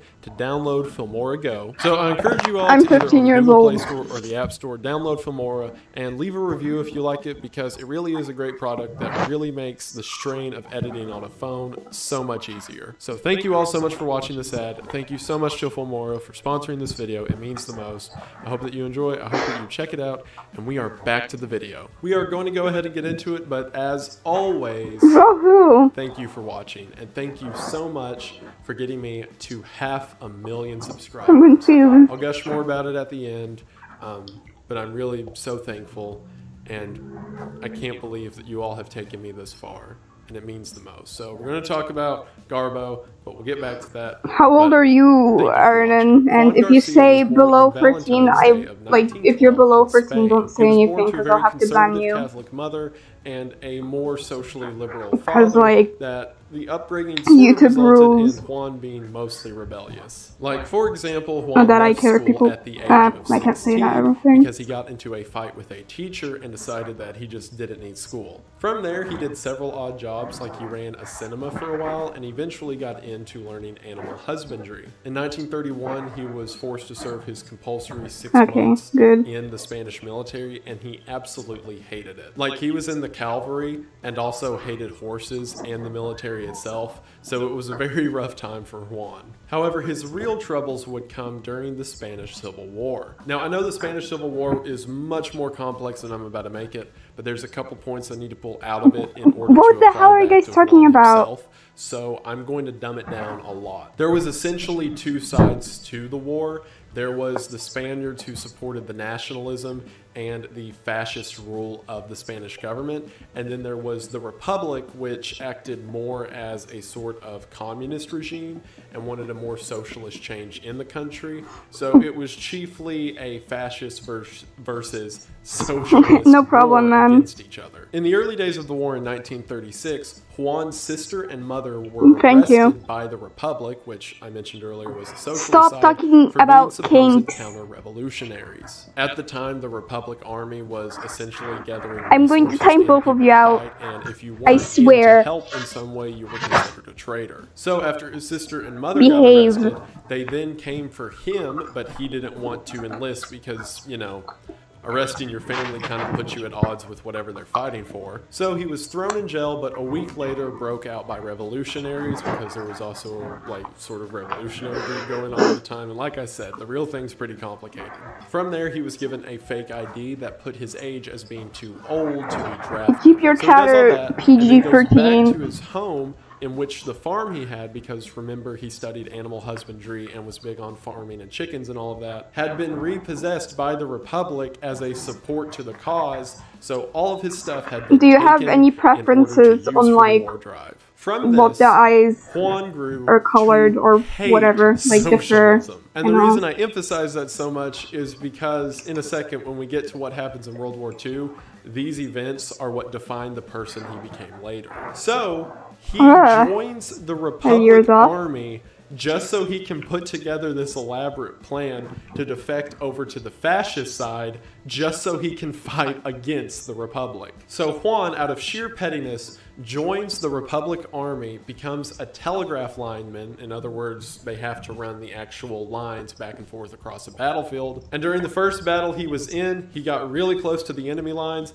and then ran across, surrendered, and said he wanted to join them. However, as soon as not he was really taken as in by the specific national here. side, I've just he always was kind of been immediately beat drawing. and thrown in jail because they didn't believe he actually And as a kid, I used to. which, I true, mean, he didn't. He just I wanted stopped to for fight a the while Republic, but because I was like, it oh, was I'm not while good being in enough to prison draw. that he realized the ideas of the And then fascists I were realized also that's bad stupid, that they and I wanted, started drawing like, again. full supremacy and to fight It's people who fun. disagreed I've with always him. been And he really grew to very hate the praised idea and of one overhyped, group of so it people wasn't killing really another for like their political hard to ideas. get motivation. You can see where this Because, is going. However, you know, through all of I have that, a massive he fought ego, on both sides or of the war had. without firing a single bullet, which is I used to going think be my art was like very this shit. I'm like, politically but ironic like at it so now, it's like 2 years after the Spanish disgusting. Civil War was over, and he was released and returned home with his family. Like, he now am I good had at drawing a real wife people? and a son, Like, in and then all of a like, sudden, a group realism. nearby in Europe called the National Socialist I'd say I'm Party, also average, known as like, the for art Nazi Party, standards. I'm not starts really bad making at it, trouble. but I And just if you don't. remember the points I highlighted, prefer if drawing there were like two things Juan stylized hated, it stuff. was nationalism and socialism. So he was not happy at all. So Because we're the for same no other person. reason than the fact And this that looks he off, just but, you know. hated them, he decided to become a British spy. See, at the time in 1940, America hadn't entered the war yet, and the war was just starting to get rolled out. So he didn't have a whole plethora of options of what part of the Allies to join. It was pretty much Britain and Germany. So he decides to become a spy for My Britain. fries are He getting went to the cold. British embassy in Madrid 3 times asking to be a spy, and every time they turned him down. Which, to the embassy's credit, I mean, you're in the middle of a war of intelligence, and then a guy from a neutral zone's like, hey, you should let me learn all about Britain's secrets so I can totally help them beat the Nazis. Cheers. No other reason. So, Juan decides, if I can't help Britain defeat Germany, then I'm going to troll Germany so hard that they defeat themselves, and that's exactly what he did. He then changed gears and told Germany that he wanted to be a spy for them. He made up a whole story that he was a pro-Nazi politician in Spain who was getting ready to travel to London on a diplomatic mission. To prove this, he went to a register in Lisbon, said that he worked for the embassy back in Madrid, and they just took his word for it and printed him a diplomatic passport. So all he had to do was mail that over to Germany and say, see, I'm a politician. And they're like, this guy's pretty legit. I mean, he's got the passport. So Germany sent an actual Nazi spy to meet and vet him, and the spy decided that Juan was the real deal. The real spy gave Juan lessons about how Germany hides things like wires and gets information, as well as giving him a bottle of invisible ink, a code book full of German codes, and 600 pounds in money pretending to in be order a to spy. finance That's his so trip to base. London. Or at least things that he may need to buy, you know, in a super secret spy fashion while in No, but I'll look London them up right now. because they thought he was being sent there by the Spanish government. His objective was to go to Britain and then make a network out of British agents who are sympathetic to Germany in order to make an American infiltration bed within London. Instead, my man Juan went to Lisbon and Hip-hop and simply rap. bought a bunch of British newspapers and read I don't know if I can play them right now because they're copyrighted, but I'll check them out after I'm wrote a bunch of done letters streaming. pretending that he was in London. Thank you. I need to process this more in your music to brain. listen to. Oh, Germany thinks fun that he colors. is in London working as a spy for Germany, when actually he's in Spain reading newspapers like, there's a fair in Glasgow on Saturday. There is a fair in Glasgow, and he sends it, so then Germany gets a British paper, and they're like, he's right. He did this with renter's expenses by simply looking in rental property listings. He did this with memoirs about what it's like to live in London, to talk about how crowds move in the city circle and things like that. And he even got around some hiccups. Like, for example, he didn't understand how the British money system worked because it was like, you know, pounds, and then beneath that you had like the 1/20th of a pound or whatever, and he That's didn't so really gay. get the whole process of how it worked. So he would just kind of give these general words. Like in his expenses, he would write, I had to buy food at a restaurant. It was like Around 6 pounds. I don't know. I'll figure it out later. And just always said that at the end of the war, he'll figure out how much it actually cost. And Germany was admirable that he wasn't caring about the money and instead his mission. So his job was to find a bunch of spies in Britain to work for Germany.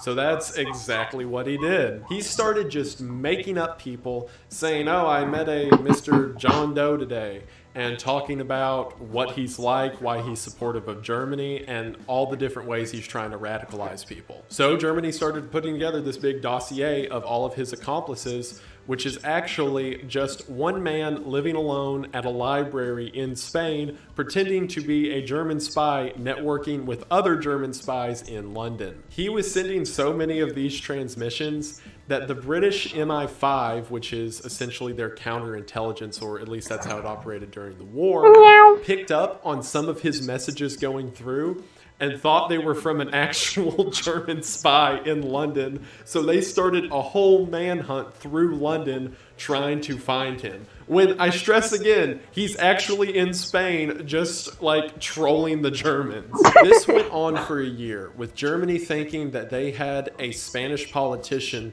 who was working his way through the upper echelon of British government and building a network of spies that didn't actually exist, and with Britain looking for him, also believing him to be a politician in London, building a network of spies that don't exist. Eventually, the US got involved in the war, so whenever the US came to Spain, he tried again because, remember, Britain turned him down 3 separate times for being a spy. So one day, Juan just casually walks into the American outpost set up in Lisbon and is like, hey, I've been a spy for the Germans for like a year now. And I always believed you, Noah. Don't worry. All this information. Oh, look, he's green. Where he just That's funny. Got the Germans to chase their tail on a bunch of occasions. And like, I'm not kidding. Juan was literally just making stuff up, and the Germans believed him. Like one time, he said something along the lines of, "Hey, in France, there's like a big convoy of British troops somewhere around this general area.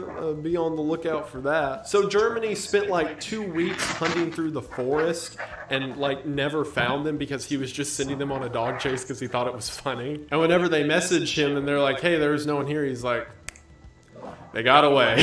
So whenever he shows all this information, and especially how much Germany trusts him, to the Americans, they were like, why didn't Britain say yes to this guy? He's a mastermind. So after America basically plays intermediate for him with Britain, he's immediately accepted into the MI6 spy program, which I love so much that without ever technically being a real spy at all, he just took it on himself. Okay, I'll draw the food annoy the German military because he hated them so much. So in April of 1942, Juan and his family were officially moved to London, the city he pretended to live in for a year, and he officially became a double agent. It was at this time he was given the codename of Garbo after the Spanish actress Greta Garbo, because they said he was such a fabulous actor all this time that it was such a fitting name. In the early days of this, him as well as a team they put together for him within MI6 wrote 315 letters to Germany, pretending to be Garbo still as a German spy, as well as his developing network of sub-spies. Germany was so convinced by this, this is so ass. I hate this new spies because eraser. They believed Garbo was doing so I don't. I use it like all the time. There was no need to get further spies. The way he managed to maintain this reputation, even after becoming a true double agent, is that he always either gave fake info, unimportant info, or really good info that was purposefully delayed. Like, for example, he would send Germany a perfect one-to-one scale of what life is like in London when the trains run, when the boats come in and out, and things like that, which didn't matter but proved his reputation with the Germans. Because then, anytime they cross-reference him to make sure he's telling the truth, he is, and that makes him look reputable. The fake info was always given under the misdirection that he had actionable knowledge of what was going to happen. For example, if there was a troop movement of the British at a certain part in Europe and he was off by a little bit, he would simply blame it on one of his sub-spies and that he got confused with directions. Because remember, he was like the big guy, or at least the Germans thought, and he had all of these workers going out and doing spy work for him. So if he ever got information wrong, he could just be like, oh, you know, Dave, he forgot to wear his watch again. One of the best examples of this was before Operation Torch, which occurred in Africa. Basically what it was is Britain had a fleet of warships that left from Britain and then went and attacked along the coast of Africa and fought the Germans. Garbo wrote a letter saying that he witnessed You guys a think bunch of stuff that's British playing in the warships that background were is all interesting? painted Because in holy shit, I'm Mediterranean fucking camo focused leave as the hell. port in Britain. He dated the letter for I'm a not few even like a days before the battle political began. However, guy. they purposefully held on to the letter a week and then sent it, so whenever Germany got it, they were like, oh man, if this would have came in earlier, we would have known. To which they replied to that letter and said, we are sorry the arrived too late, but your last reports were magnificent. So Germany decided that Garbo was far too important of an asset in order to trust like letter delivery through and things that could take a while. So they sent him a massive code machine and radio operation system. And it's really funny because at the time, they think he's like living like secretly in London, so they deliver it real quietly through the canals or whatever. And then whenever it gets to like the British headquarters, they're like, all right, here's the secret German Enigma code. We'll just set this up in the office. To which they made up a whole alias for a fake radio operator, which Garbo played. So it's pretty much Garbo going up to the mic and being like, yes, this is John, not the agent. So now they couldn't really rely on letters being late because it was radio transmissions, and other than going through a code system, it was immediate. So then he had to start making up lies for why agents weren't able to warn Germany about things that happened. For example, there was one battle in which a fleet of ships left Liverpool and attacked the Germans. And then someone at the German command pointed out that one of Garbo's operators is supposed to be living in Liverpool. So why didn't he know a whole fleet of ships left from there? So Garbo made up a whole story that this guy that doesn't actually exist got sick and he's laid up in the hospital right now, and that's why he didn't see the ships leave. He even carried this story out over a couple weeks and eventually said that that guy died, to which the British government made a obituary in the paper that day for a guy who didn't really exist, just so Garbo could send a copy of it to Germany and say, look, here, he died. To which Germany was so bereaved that one of their agents had died that they sent condolences and a large pension to a supposed widow that, again, doesn't exist. Which I don't know where that money went, but I imagine that, like, it went to Garbo or his wife, and he was like, the family appreciates the kind offer. It was also around this time Germany decided that if anyone needs to be kept at the top of security, it's Garbo. So they sent him the highest level Enigma machine that they had created in Germany, as well as all of their up-to-date codes and systems. So all that had to happen was they were sending their top secret code information to someone working in British headquarters. So all Britain had to do in order to code break was walk over to Garbo's desk and be like, hey, did they send those new codes they just updated? And Garbo's like, oh yeah, here you go. And boom, code broken. The reason that I'm okay with saying he single-handedly won World War II is because of what happened in 1944. See, Germany told Garbo in January that they feared an Allied invasion of Europe was soon to take place. This later became known as Operation as Overlord, in which is like the assault Steven that Universe, or like so Garbo became part of fusions something known as in like Operation Fortitude, the which was an entire literal operation meaning of the that was word, just to keep like D-Day a you, secret. like Between two things January together. and June 6th, which was the day that D-Day occurred, Garbo communicated 500 messages to the German radio operator, sometimes doing up to 20 a day. See, the Allies had planned that it would be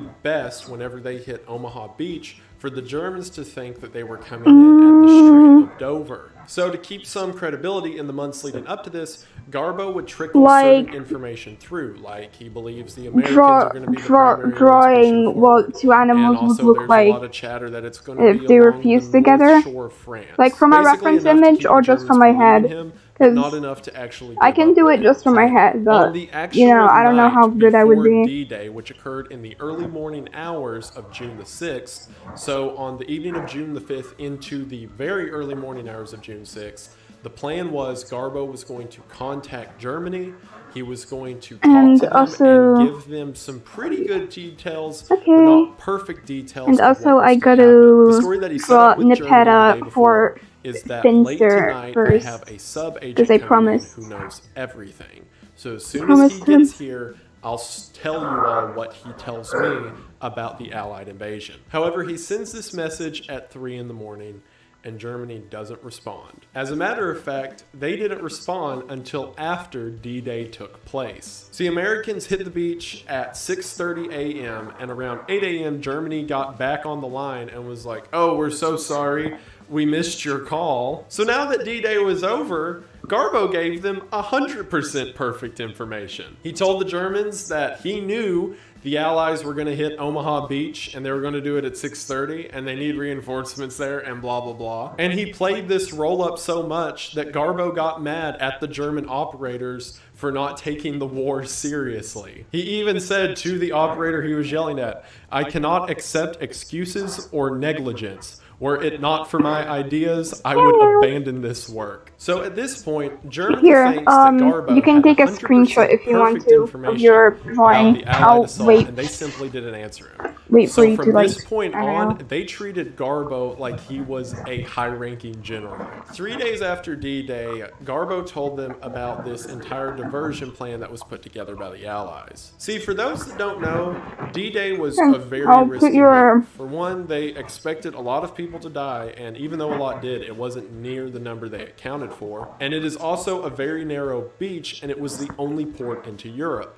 So it took months for enough troops to get on the beach at Normandy and push into France for there to actually be an effort there in the country. So what that pretty much means is that Germany had to be distracted long enough to get Allied supplies into France. So there was this whole diversion plan set up. See, General Patton was known for being You're not a a cat, very famous Finn. American general. So with the don't help of spread Garbo, they set up this diversion. the spreading Supposedly, Patton was misinformation. stationed on the south banks of England with about 150,000 soldiers, tanks, airplanes, radios, everything else needed in order to launch a full-scale invasion, much, much larger than the invasion at Normandy. In actuality, it was Patton, about 20 guys, and inflatable tanks with fake airplanes. And the inflatable tanks were even invented by a magician who did it as part of an illusion act. The whole point was that if a These guys are German plane dry flies as fuck. overhead, it looks like tanks and planes from the sky, when in actuality it's entirely a diversion thing. So Garbo gets on the radio with Germany and says he's not sure what's going on. But General Patton, as well as 150,000 men He and did a armor part, and but I have aircraft to are draw, still on the banks of England. Friend's And request there's first. probably going to be an even bigger invasion. And then I can get to this the one message again. was sent directly to Adolf Hitler, who said they needed to act on it immediately. So they send possibly the best German general of the war, Erwin Rommel, to the shore opposite, expecting it to be a huge showdown between General Patton and Erwin Rommel. And every day, Garbo would get back on the radio and say any day they're going to invade and they just need to sit tight and wait. All of these German forces, as well as so many high commanders stationed way away from Normandy, ready for a second invasion that doesn't actually exist, allowed enough time for the Allies to get supplies in and continue the war in Europe. To Erwin Rommel's credit, he called BS on it, but the higher military order wouldn't let him leave that beach. They stayed there for 2 months and never fully pulled troop presence from the area. As a matter of fact, 2 months after D-Day, there were more soldiers waiting on this fake invasion on a random beach than there were German soldiers actually Adrian, at D-Day. I don't, It was during this time in July of 1944 I don't understand that what you Adolf said. Hitler You gotta personally signed to repeat give yourself. Garbo the Iron Or type it Cross, differently. which is the highest possible award that you can earn in the German military. It's the equivalent of the Medal of Honor in the United States. This was given to him over radio because they they said the advice that he was giving them about General Patton's army was going to single-handedly save the war, which, oh boy, were they Sorry, right, man. just about I'm the not other very- team. After this, his word was considered so sacred that whenever the war was over and people were combing over German files, 62 of Garbo's reports were directly listed in the High Command Germans' war room, or essentially the room where Hitler and the other generals would meet and discuss battle plans. 62 times they listed Garbo as a source. This My whole man, charade had to come Gandhi. to a semi-end when near the end of the war, Germany began launching V-1 rockets into Britain. So they then asked Garbo if he can, for one, give them reports about how the rockets did, and two, give them new targets to pick out. This was Wait, what? No. a tricky situation because, for one, he doesn't want to tell them the rockets Why are is it working so or small? not working, because if he says they are working, they'll keep bombing.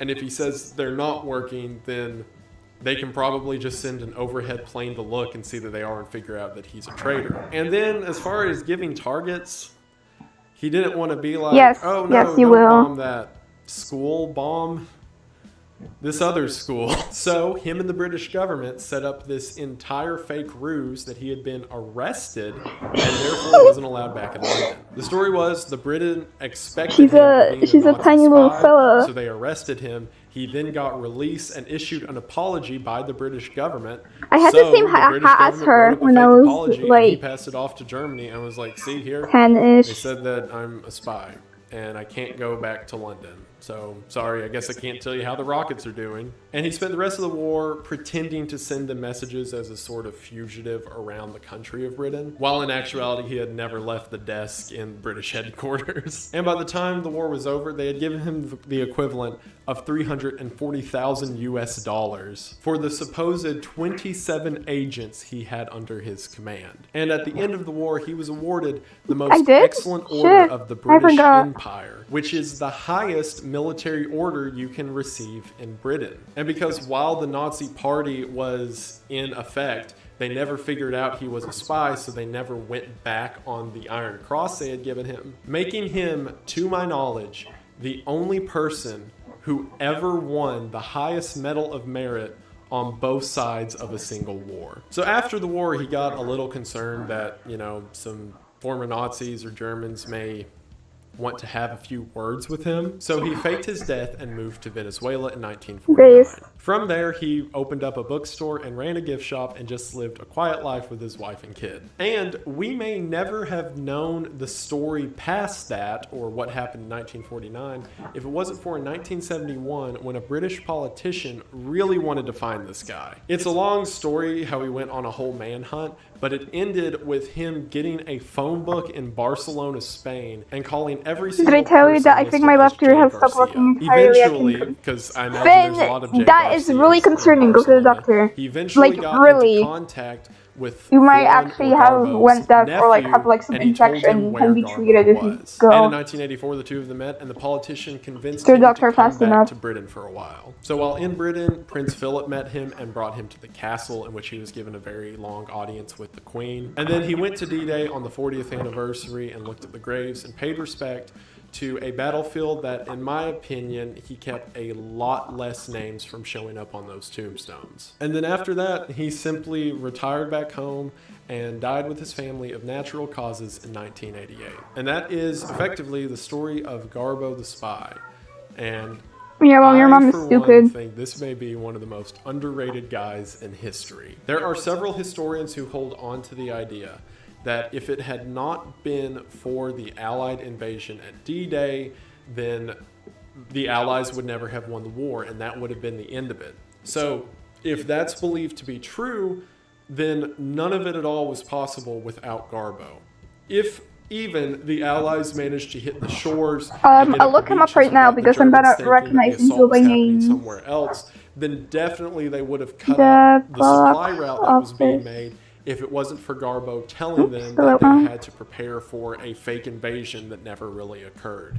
And it's so funny that it all came from someone who wasn't an American fighter, wasn't a British shit, fighter. he makes was like just a guy comic from stuff, right? Spain who really hated the Nazis. And then after the war was over, he didn't bask in Wait, the money my or the phone's wealth or the loading. glory or whatever. He just lived a quiet life Oh. with his family in Venezuela. And I really love the story of him. My And signal is there's awful. like, there's On my never been a phone. movie made I'm about plugged him. into the There's like internet on my laptop. documentaries and things like that. And personally, I don't know if a movie would work because I could see a studio wanting to make this like way too serious and make it some like Turing test kind of super mind game movie, when in actuality I think you need to, like, as a dark comedy, I draw and I laugh a lot. how Lol, wild it please is that subscribe just a and guy I will pretty be your much out friend of for sheer life. pettiness managed to cripple the Nazi Empire to the point Ooh. where Hitler considered him He one makes of like their most Mr. Beast valuable type shit. operators. Draw equal And it's just Pokemon in a 100 really cool hours. story, and I really enjoyed it. Oh, And wow. I hope that you enjoyed I it love as his well. And I art. hope maybe now a few more people out there know the name of Garbo the Spy or Juan Garcia, because he definitely deserves it. So thank you all so much for Man, watching. I hope that aspire you to enjoyed. be able to I draw hope like that. this He's wasn't boring. Like I said, I love weird history, especially history he like sounds this. like amazing. And it means the most that you're watching, and it means the most that we are now at 500,000 subscribers. A number that I never thought possible. I never thought I'd get here. And it still just doesn't seem real to me. You guys are fantastic. Thank you, Thomas! I bet your and YouTube I'm truly stream. blessed to have I have a Motorola. just half a million. It's not real. It hasn't hit me yet. I don't know if it ever will. But thank you all so much for that. It means the most. So hopefully we'll see where we go from here. Hopefully we just keep moving up, and it's all thanks to you guys. And I greatly appreciate it. So thank you all so much for watching. There'll be more icebergs, and I'm going to get to tier 9 soon. Don't worry. It's coming up. There's a lot to research with that. But I hope... Wait, my boyfriend I hope texted that you like this me. video. I hope to see you in the next one. But that will do it for this. So I hope you have a good day, and I will see you in the next one. Bye! This is Wallace and Gromit's Grand Adventures, Episode 1, Fright of the Bumblebees. Start a new game. This is eerily quiet. Telltale Games production. The same team that brought you Minecraft Story Mode. Aardman Animations. Nothing. I was just talking shit about you. Game. I really don't think so. I wasn't. It I probably said, unrelated. You literally sent me a Robot screenshot of our ravages chat shop, when I he meant just send me a wanted the screenshot of cheese. like There's the been a YouTube murder. stuff when you got timed There's out. actually a lot of death in the Wallace and Gromit universe. Their films, there's like 12 Bakers dead. Name it personal. Oh, that bee animation! Oh, my eyes! Just like the ones everybody else goes to. Bro.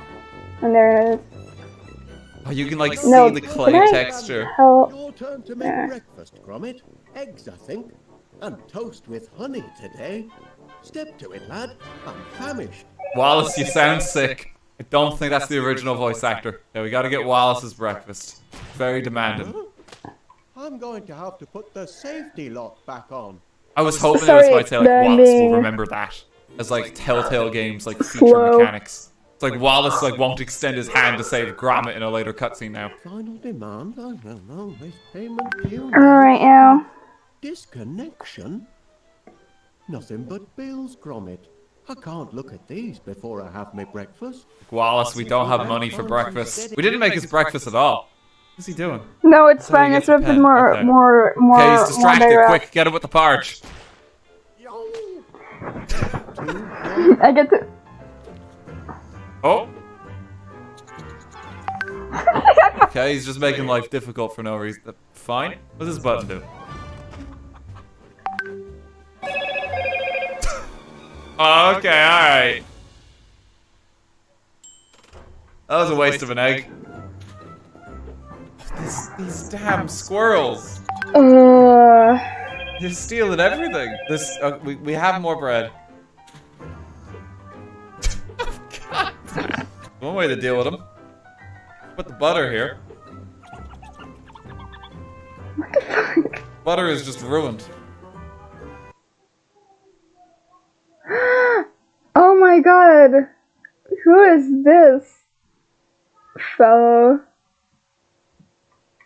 This is now my 4th video on an ongoing situation with a huge popular TikToker. You know how most films have a trilogy? 3 films and then maybe a spin-off film or maybe some kind of prequel trilogy that's even worse than the original? I'm hoping that this will be the last video so I never have to talk about this TikToker ever again. Now, a fair few months ago, I made a video talking about the Tall Knight, a huge TikToker. He has around 1.5 million followers, and essentially what this guy would do was make TikToks kind of promoting male mental health. Like, for example, getting out of bed, forcing yourself to do tasks and chores you don't really want to do, just for that little bit of dopamine hit. You're going through a tough breakup, channel that negative energy into going to the gym. I am definitely not saying that his methods would work for everyone, but it was nice to see on TikTok someone being somewhat of a positive influence. Basically, he wanted to recreate the dopamine hit that you would get opening a crate in CSGO. Should I do like the gambling thing where I just like insta-do it? Is it not?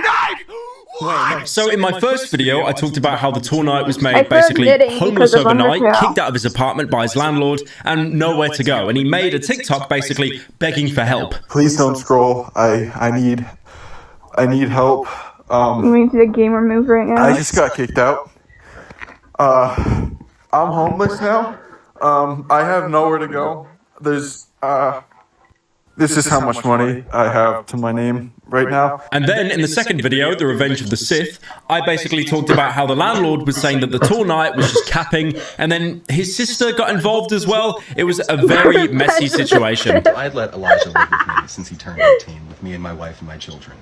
The understanding was that he was to be a normal house guest, operate under the understanding that this is my house. He lives here as a guest, does pay rent, not a lot, but he was to live here because we took him in. Now, the incident in question happened because he decided that it was in his prerogative to fly up I don't use Photoshop because to stay in my house with my children, me and my wife, but without asking first. yeah, and then in my third video, I talked about his Discord server being deleted and his community having like a bit of a schism because he basically made some comments that were like borderline transphobic. He went on to say that everyone is welcome in the community, you know, everyone is perfect as they are, but then he also went on to say that if you're born as a man, you're perfect as a man, or if you're born as a woman, you're perfect as a woman. There's no need to transition. Hey guys, me again. The last few days have been insanely stressful for me and my girlfriend and some of my loved ones, and I don't think I'm really in the right headspace to continue making content as of right now. We are exhausted, and I'm concerned for my mental health. I promise I'll bring back the good vibes as soon as I'm feeling better. Stay positive. So obviously what happened there with TikTok being the platform it is, he got absolutely dunked on for it. God created you perfect as you are. If God made you so perfect from day one, then why are you wearing glasses, transphobe? They're checking these moves from 44 BCE. And after that, he pretty much apologized and all went to bed, and for a couple of months, there was no drama. But don't you worry, we got something spicy today. So Tall Knight apparently now has a new contender, and his name is Bryce Witchy. Now, the first time me hearing about this was a video that came up in my feed about Tall Knight, basically flat out doxing the guy, and then pulling up outside of his house. There's very little I can say on TikTok that wouldn't get taken down. So let me make sure this is crystal clear, Bryce. So, hey Bryce, I know you said you said let's go, right? You said meet you outside. You said bring it on, right? That's your house, right? When in doubt, you're hiding upstairs. Now, after this happened, this is a comment that the Tall Knight made. Apparently, Bryce's mum called the cops. The cops pulled up, and then the cops said to Tall Knight, "Are you here for Bryce?" He said yes, and then they kind of just let him go. So after like that very weird encounter, you're probably wondering, who is Bryce? I've never heard. It's not Bryce Hall. It's not the TikToker guy. Don't worry. Like, he has nothing to do with this story. This is like a parallel dark timeline version of Bryce Hall. Like all the most evil aspects you could imagine put into one singular human. Now that TikTok went viral, a lot of people were asking for, you know, context in the comments. Tall Knight would reply saying, context is in my previous videos. And then he deleted all of his previous videos as his tradition. That's one thing I love about the internet. It's like you'll see a viral clip of something huge, like Godzilla burning down a building, and then someone in the comments will be like, actually, I'd like some context. And there's none to be found. You just keep scrolling. So apparently what happened, Tall Knight broke up with his most recent girlfriend, now his ex, and then Bryce actually tried to shoot his shot and was DMing the girl hours after it happened. Now, obviously, anyone saying that your voice is very ASMR It is just beyond embarrassing. I don't think I've heard a worse way to compliment someone in my entire life. Oh, darling, your voice is just so... Oh, darling, kitten, your voice is just so ASMR. So obviously Bryce had the intention to hook up with Tornight's ex and shooting his shot.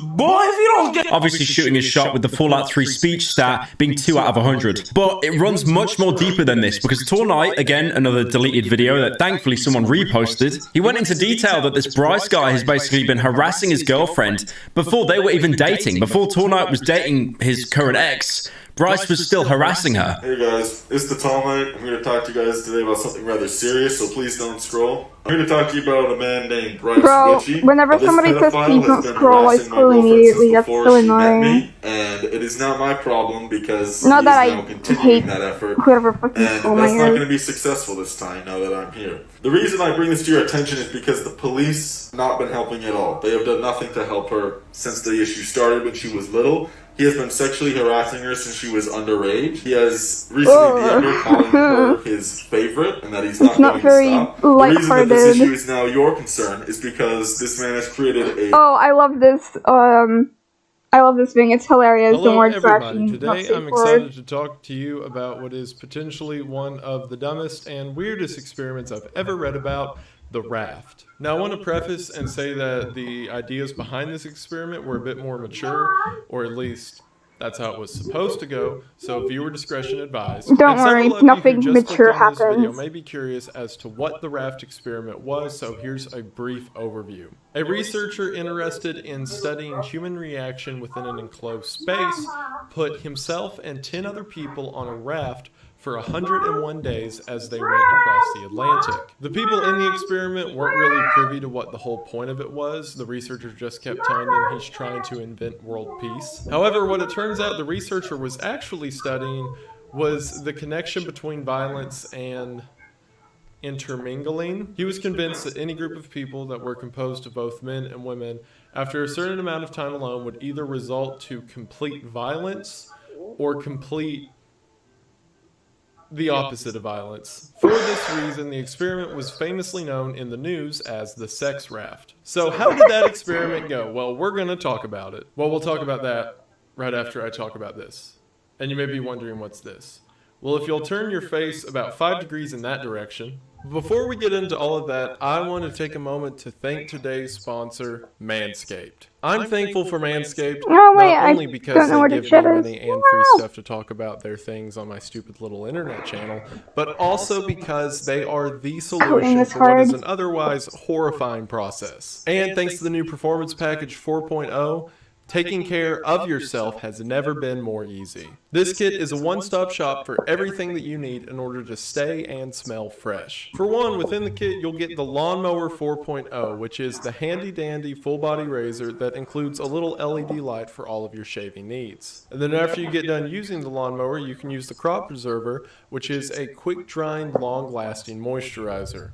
And I've got to balance this microphone again, 1 second. Which all you have to do is pump a little, Which all you have to do is pump a little bit out, rub it in for an all-day moisturized feel. And then after that, you can use the Crop Reviver, which is an all-day long deodorant and toner, which again, all you have to do is just a couple spritz and you're good to go. And then with all of that, you get the Weed Whacker nose and ear trimmer, which I can say makes me feel confident whenever I shove hundreds of electric spinning razor blades into my face. And then with the Performance Package 4.0, you can opt into the Peak Hygiene Plan, which will deliver these renewable products to your door monthly. And for a limited time, if you get the Perfect Package 4.0, you will also receive, as an added bonus, the Manscaped Travel Bag, which is a very nice bag that I've used from everything from camping to hotels or whatever, as well as the Anti-Chafe Manscaped Briefs, which I am wearing right now and will not show you for, again, obvious reasons. However, I can say they are comfortable. So if you go to the link in the description today at manscaped.com and use the promo code Wendigoon,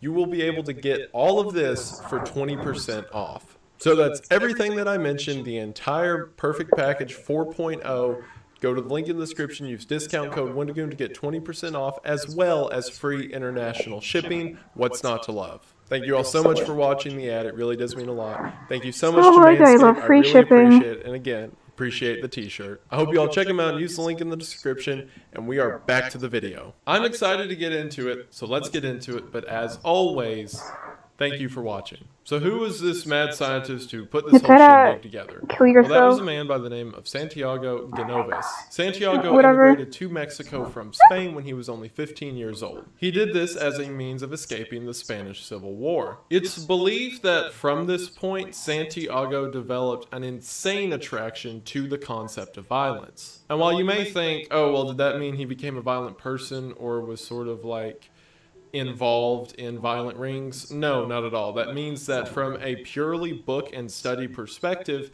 he thought reading about it was cool, which I guess is kind of the same boat I'm in right now.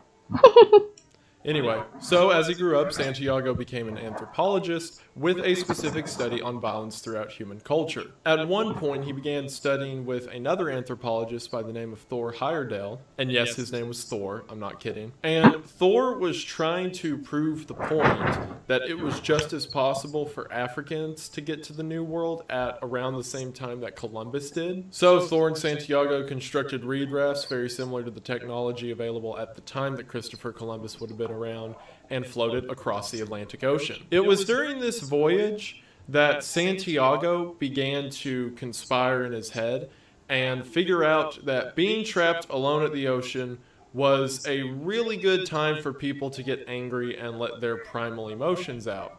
What that means between him and Thor, if it got brutally violent or if he thought about getting brutally violent, I don't know, but that's the conclusion he came to. Not only that, but about a year later, Santiago was involved in the Southern Airways Flight 49 hijacking in 1972. Short version, there was a plane that was taking off that was attacked by a group of hijackers, and then it didn't really go anywhere, no one was killed.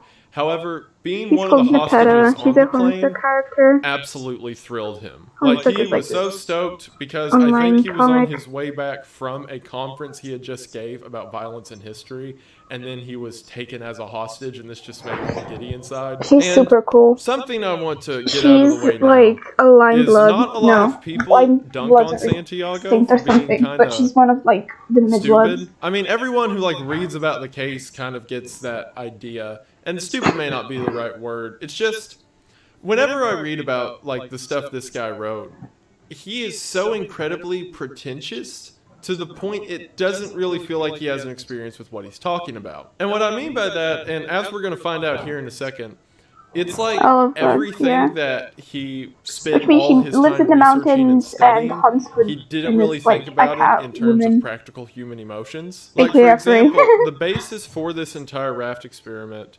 was a similar experiment was conducted on monkeys. So, like, he sets up the experiment the exact same way it was done with the monkeys, and when humans don't react the exact way, he gets, like, angry about it. And I think it's almost like a cautionary tale of how if you can get hyper-focused on a topic or things that people do and don't really think about, like, you know, how people interact or just, like, understand a lot of, you know, social dynamics don't apply directly from monkeys to humans. And, like, you'll see what I'm talking about here in a second, but I'm going to take every opportunity I can to talk about how weird this dude was. So anyways, him getting really hyped up of being part of a violent hostage situation or an almost violent hostage situation and floating across the Atlantic gave him the idea for the raft experiment. So what was this raft experiment?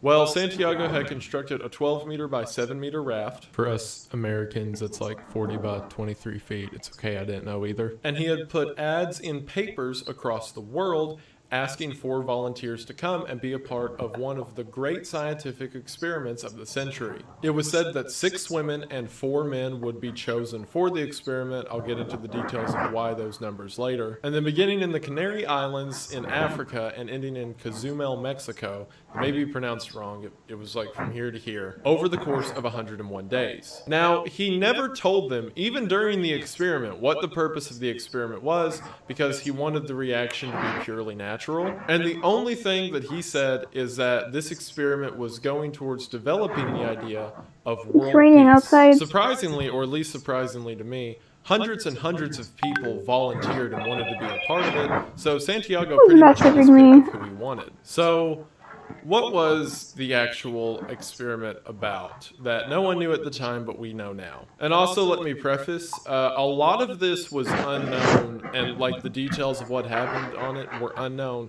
up until a couple of years ago. A documentary was made, which is a great documentary, by the way, where they brought the still living members who were on the raft and interviewed them about what it was.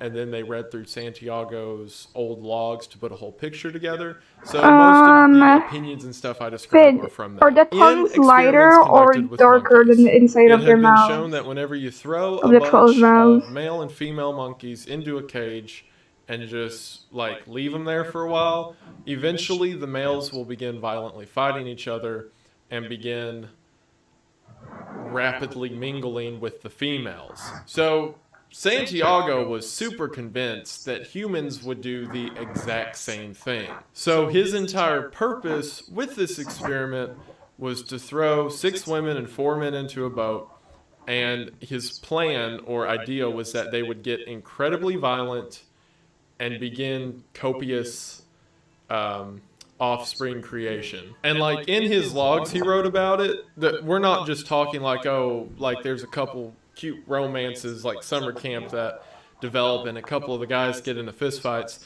No, he was like, they're going to kill each other and everyone's going to be pregnant by the time we get to Mexico. Like just like full blown, you know, cats and dogs and trouble and chaos in the streets and whatever else. And you may be thinking, wow, Wendigoon, that's like super disrespectful of you to talk about this experiment that resulted in so much chaos and murder.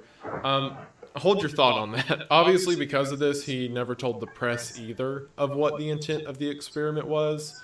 Although midway through the trip, as we'll see, they kind of got the idea. So anyway, who were these 10 people that Santiago ended up choosing? Well, just going through them in no particular order, there was Faye from the United States. She was married with kids and always had an interest in science, so that's what got her encouraged to be a part of this. There was Servana from France. She also had children and was married, and one of the reasons that she wanted to be a part of it is because she's a professional diver. There was Maria from Sweden, who was a naval captain.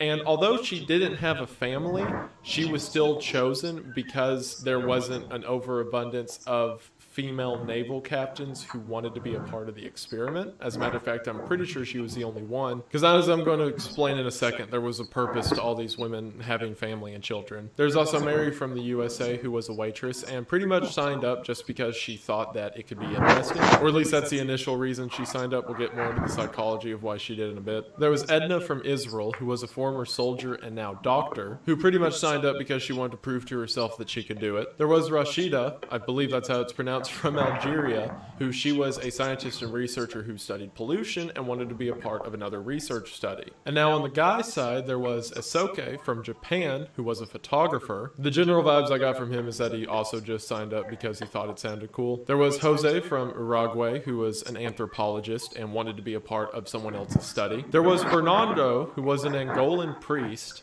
I'll mention why he was chosen in a second. And Charles, who was from Sicily and was a radio operator. I kind of get the general vibe that he was in it for the fame because there was a lot of media coverage around this experiment. So if you listen to like the specifics of those names I just mentioned, you may have noticed a few commonalities. For one, all 6 of the women, if you could tell, were for the most part more experienced or had more experience with this topic than the males did, and that was on purpose. Whenever they got out to sea, all of the women were given the important jobs, things like navigation, storm watching, boat management, whereas the men were given jobs like stacking the food cans and sweeping the deck and stuff like that. And this certainly HTML is way easier, in my opinion. Much more in a old world showmanship kind of way. His belief was that if you put women in power and specifically gave them authority over men, it would cause such an angry, hate-filled attitude to rise up in the men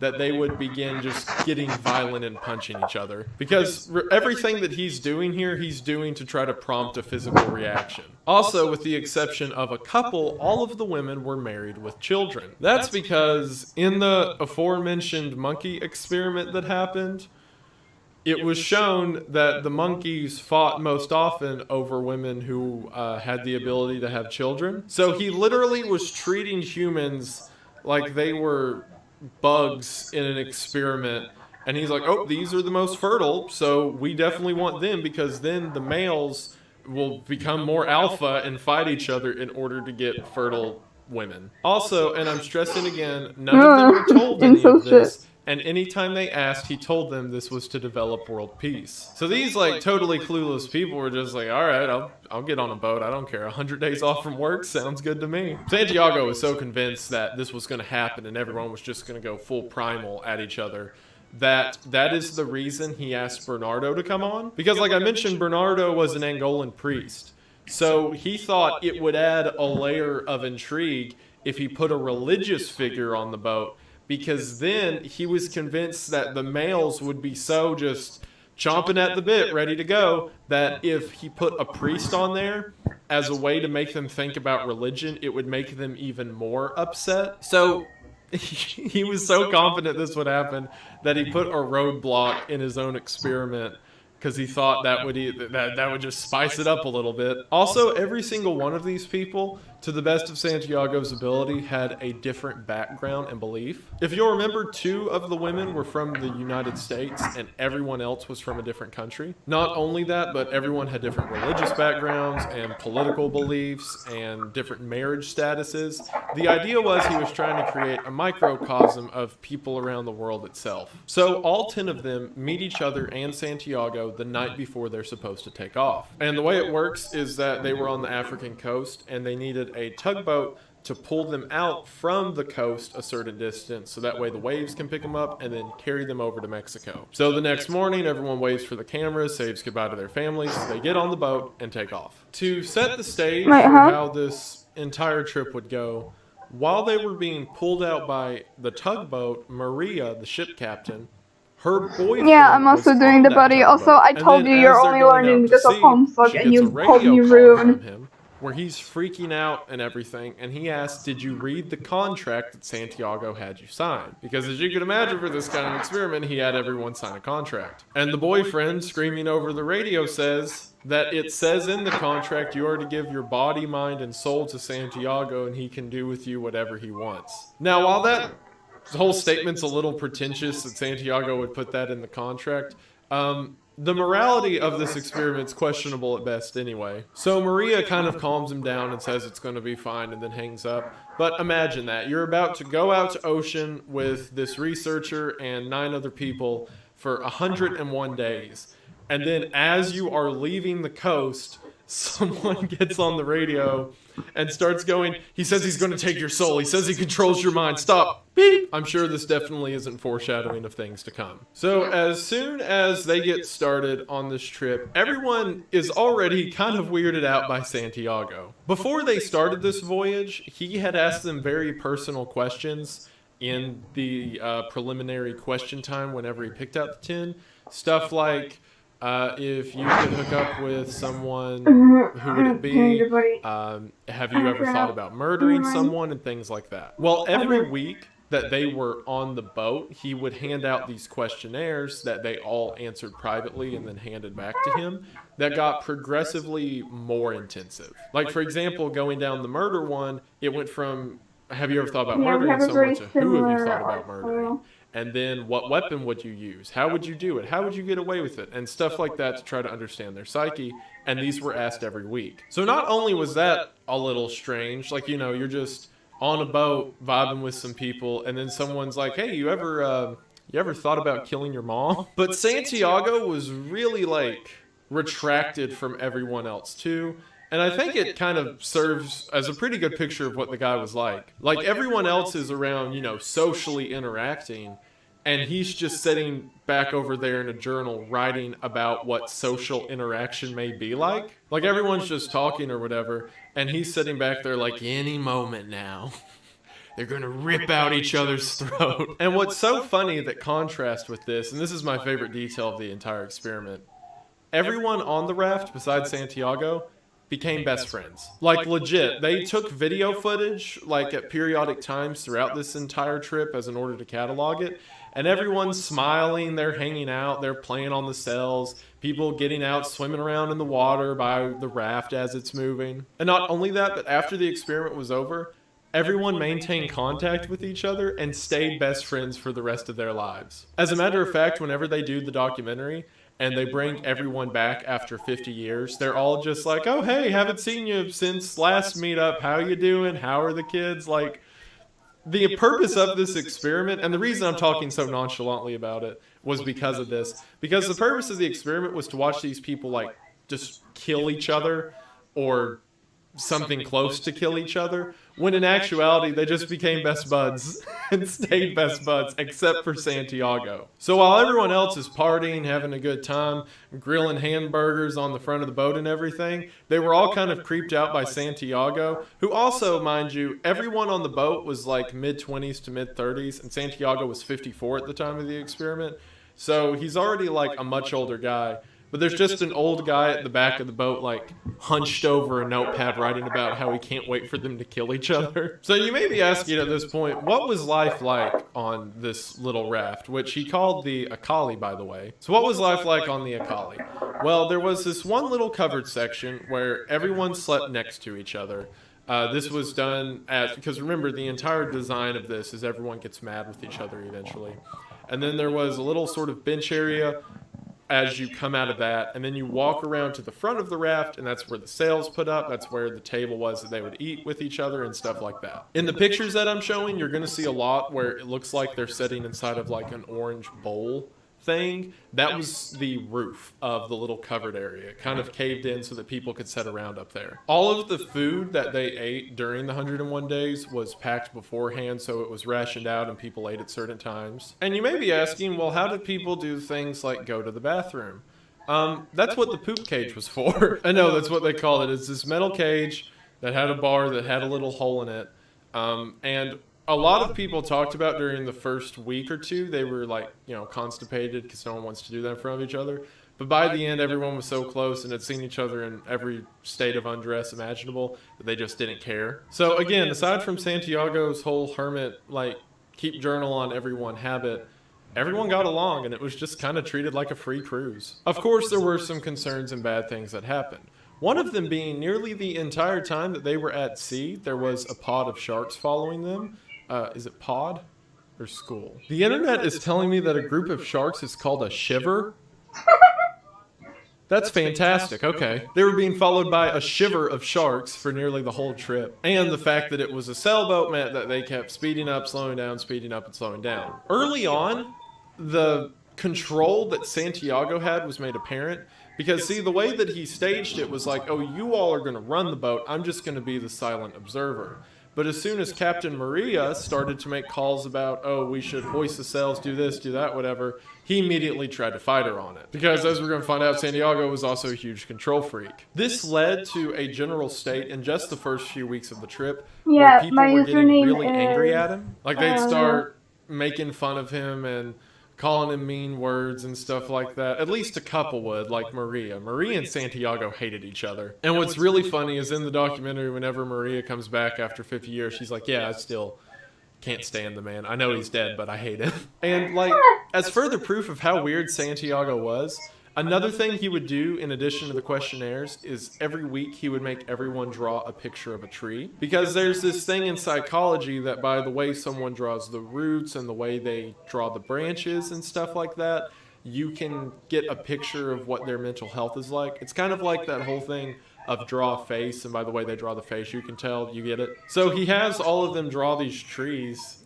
and like Maria, who is incredibly hateful towards him, like comes up and throws the tree in his face, and then he writes in his journal, and he's like, from the detail of the branches, I can tell she is rather upset. And again, it wasn't towards other people, that no one liked Santiago. As like a really big testament of how like off he was from getting everyone else, there was this one time, they had these fishing poles on the ship, And there's this one time that one of the guys caught a shark. And the way that you hear them describe it years later and in interviews is like, oh, well, we caught a shark and then we brought it on board and then we were like, hey, you know, we haven't ate anything that isn't in a can for a long time. So they like, you know, fillet it and everything, and then they cook it on the grill, and everyone's like, "Ooh, now I've tried shark meat. Isn't that cute?" Meanwhile, Santiago's journal entry for this occasion is like, I watched Jose sprint to the back and come back with an axe. And then I watched with the primality of man as he took off the head of the shark. And then everyone put their nasty hands in and pulled out pieces. When in reality, they were just eating a fish. And he kept talking about how this was like the big... Like he kept saying, in describing it, this is the break. This is the moment. This is when everything goes downhill. And he ends the journal entry for that section like, I hid the axe, just in case in the morning their bloodlust is still strong. Like... They were eating a fish. Also, from that point on, after the shark thing, he began to sort of refer to them as the mob in passing. Like, after this shark event, he started to write, like, the mob is gathering together and getting supply. Like, he really thinks he did something there. And then, as another point of how control freakish he was and, like, wanted everyone to do things his way, there was a point about a little before midway through the journey when the rudder broke on the raft. And I mentioned again, Servane, the woman from France who I mentioned earlier, is a professional diver. So she starts putting on her diver gear to go fix it. And Santiago's like, no, we cannot risk a woman. I will be the one to go fix it. So he like puts on her diving gear, which is adjusted to her and doesn't fit him or anything. And he had this really big beard at the time. So the mask wouldn't seal right. So anytime he went underwater, it would just flood his face. So eventually he just had to hold his breath and go down there. And then he lets the group know he doesn't know how to fix a rudder. So the entire time, Servane's like, I know how to fix ships. This is literally my job. Just let me do it. He keeps being like, no, I will be the one to fix it. So everyone goes to sleep that night. Servane and I believe it was Faye, I'm not sure who was lookout for. Servane gets into the water. She goes down and repairs it, takes like 5 minutes, comes back out and sets it all up, goes back to bed. So whenever, also she did this at night, by the way, just add another layer. So whenever everyone wakes up, Santiago's like, all right, we will now go fix the rudder. And Servane's like, hey, look, I did that while y'all were asleep. I just want to go ahead and do it. And Santiago lost his mind. Like, he started freaking out, saying that they're not taking this seriously, like this is a form of mutiny. And everything else, and yeah, that's the kind of guy we're dealing with. Also, during this time, there was some level of romance that began to form, and I use the term romance flippantly. I think people were just kind of bored. Because another detail was they weren't allowed to have anything or bring anything that would be entertainment.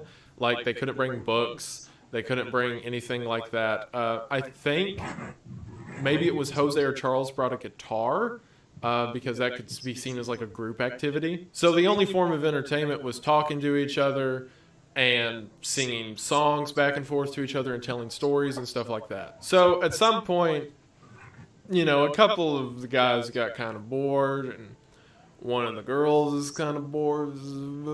Years later, Edna had admitted that she shared an intimate moment with Isoke and Charles on 2 separate occasions. And also, in my research, I'm pretty sure that Charles was engaged at the time of this, so that one I don't approve of. But something that seemed kind of clear in research was this was not like, oh, she was in love with either of them or anything like that. It's just, you put a bunch of people with nothing to do for a while, they're going to keep themselves preoccupied. And what's funny is Edna said whenever she was doing that, she would have a couple of her friends, I believe it was Faye and Mary, literally like guard the back of the boat so that no one could come around to the back or whatever and see them doing it. And what's even more hilarious, I don't think Santiago ever found out about this because from all my readings, he never talked about it in his notes. And remember, that was one of his primary purposes of the entire experiment, to see if that kind of thing would happen. So I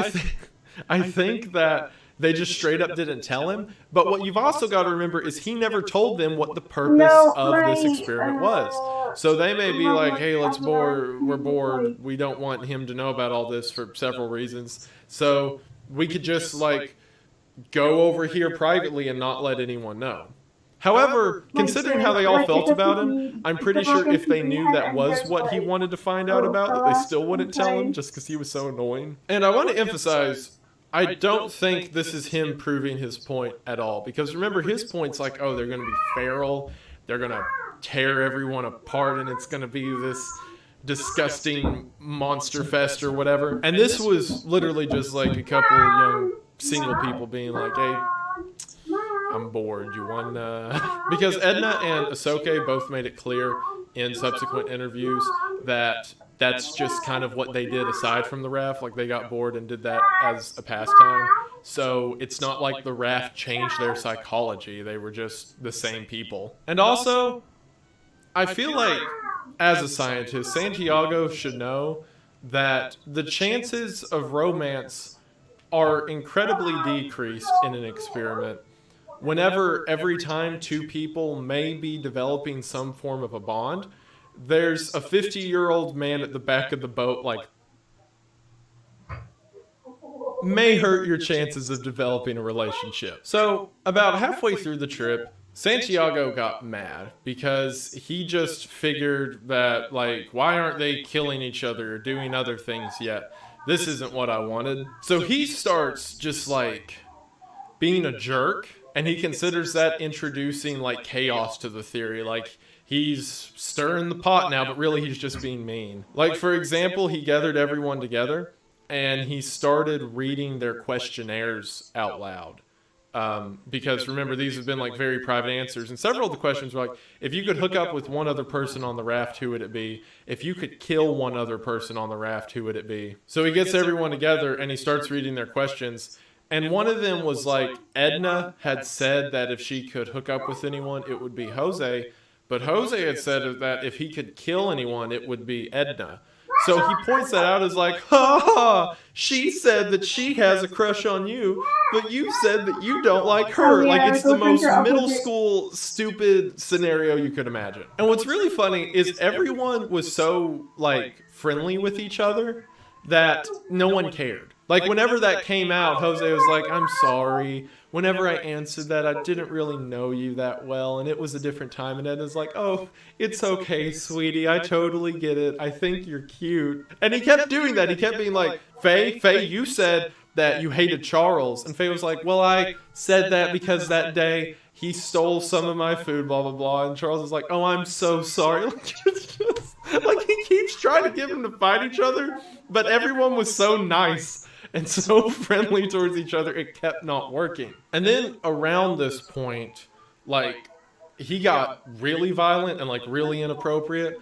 It started out with him doing things like splashing water on people's faces randomly, and then being like, are you ready to fight? Like, does this make you upset? And then he just, like, started straight up being racist.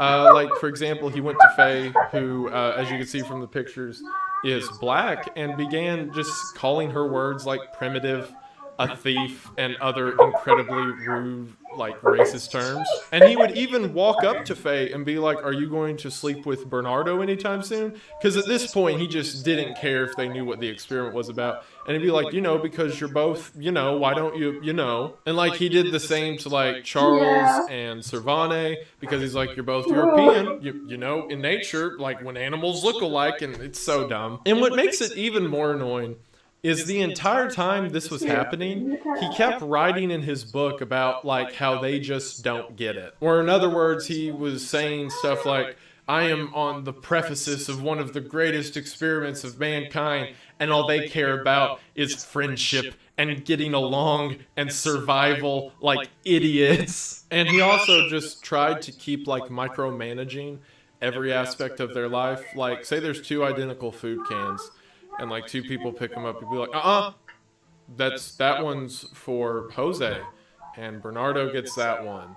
And, like, just, like, petty stuff like that just to maintain a sense of control. And he'd even start just straight up lying about gossip to each other. Like, he'd go over to Ahsoka and be like, I heard Charles said that you were his least favorite. But I heard Faye says she has a crush on you, and just stupid stuff like that. Also, there was this beautiful moment in the documentary that I want to emphasize to show kind of like the disillusionment that was happening between Santiago and everyone else. There's this moment in the documentary where Faye and Mary, if you'll remember, they're the two people, both from the United States, are having a conversation with each other.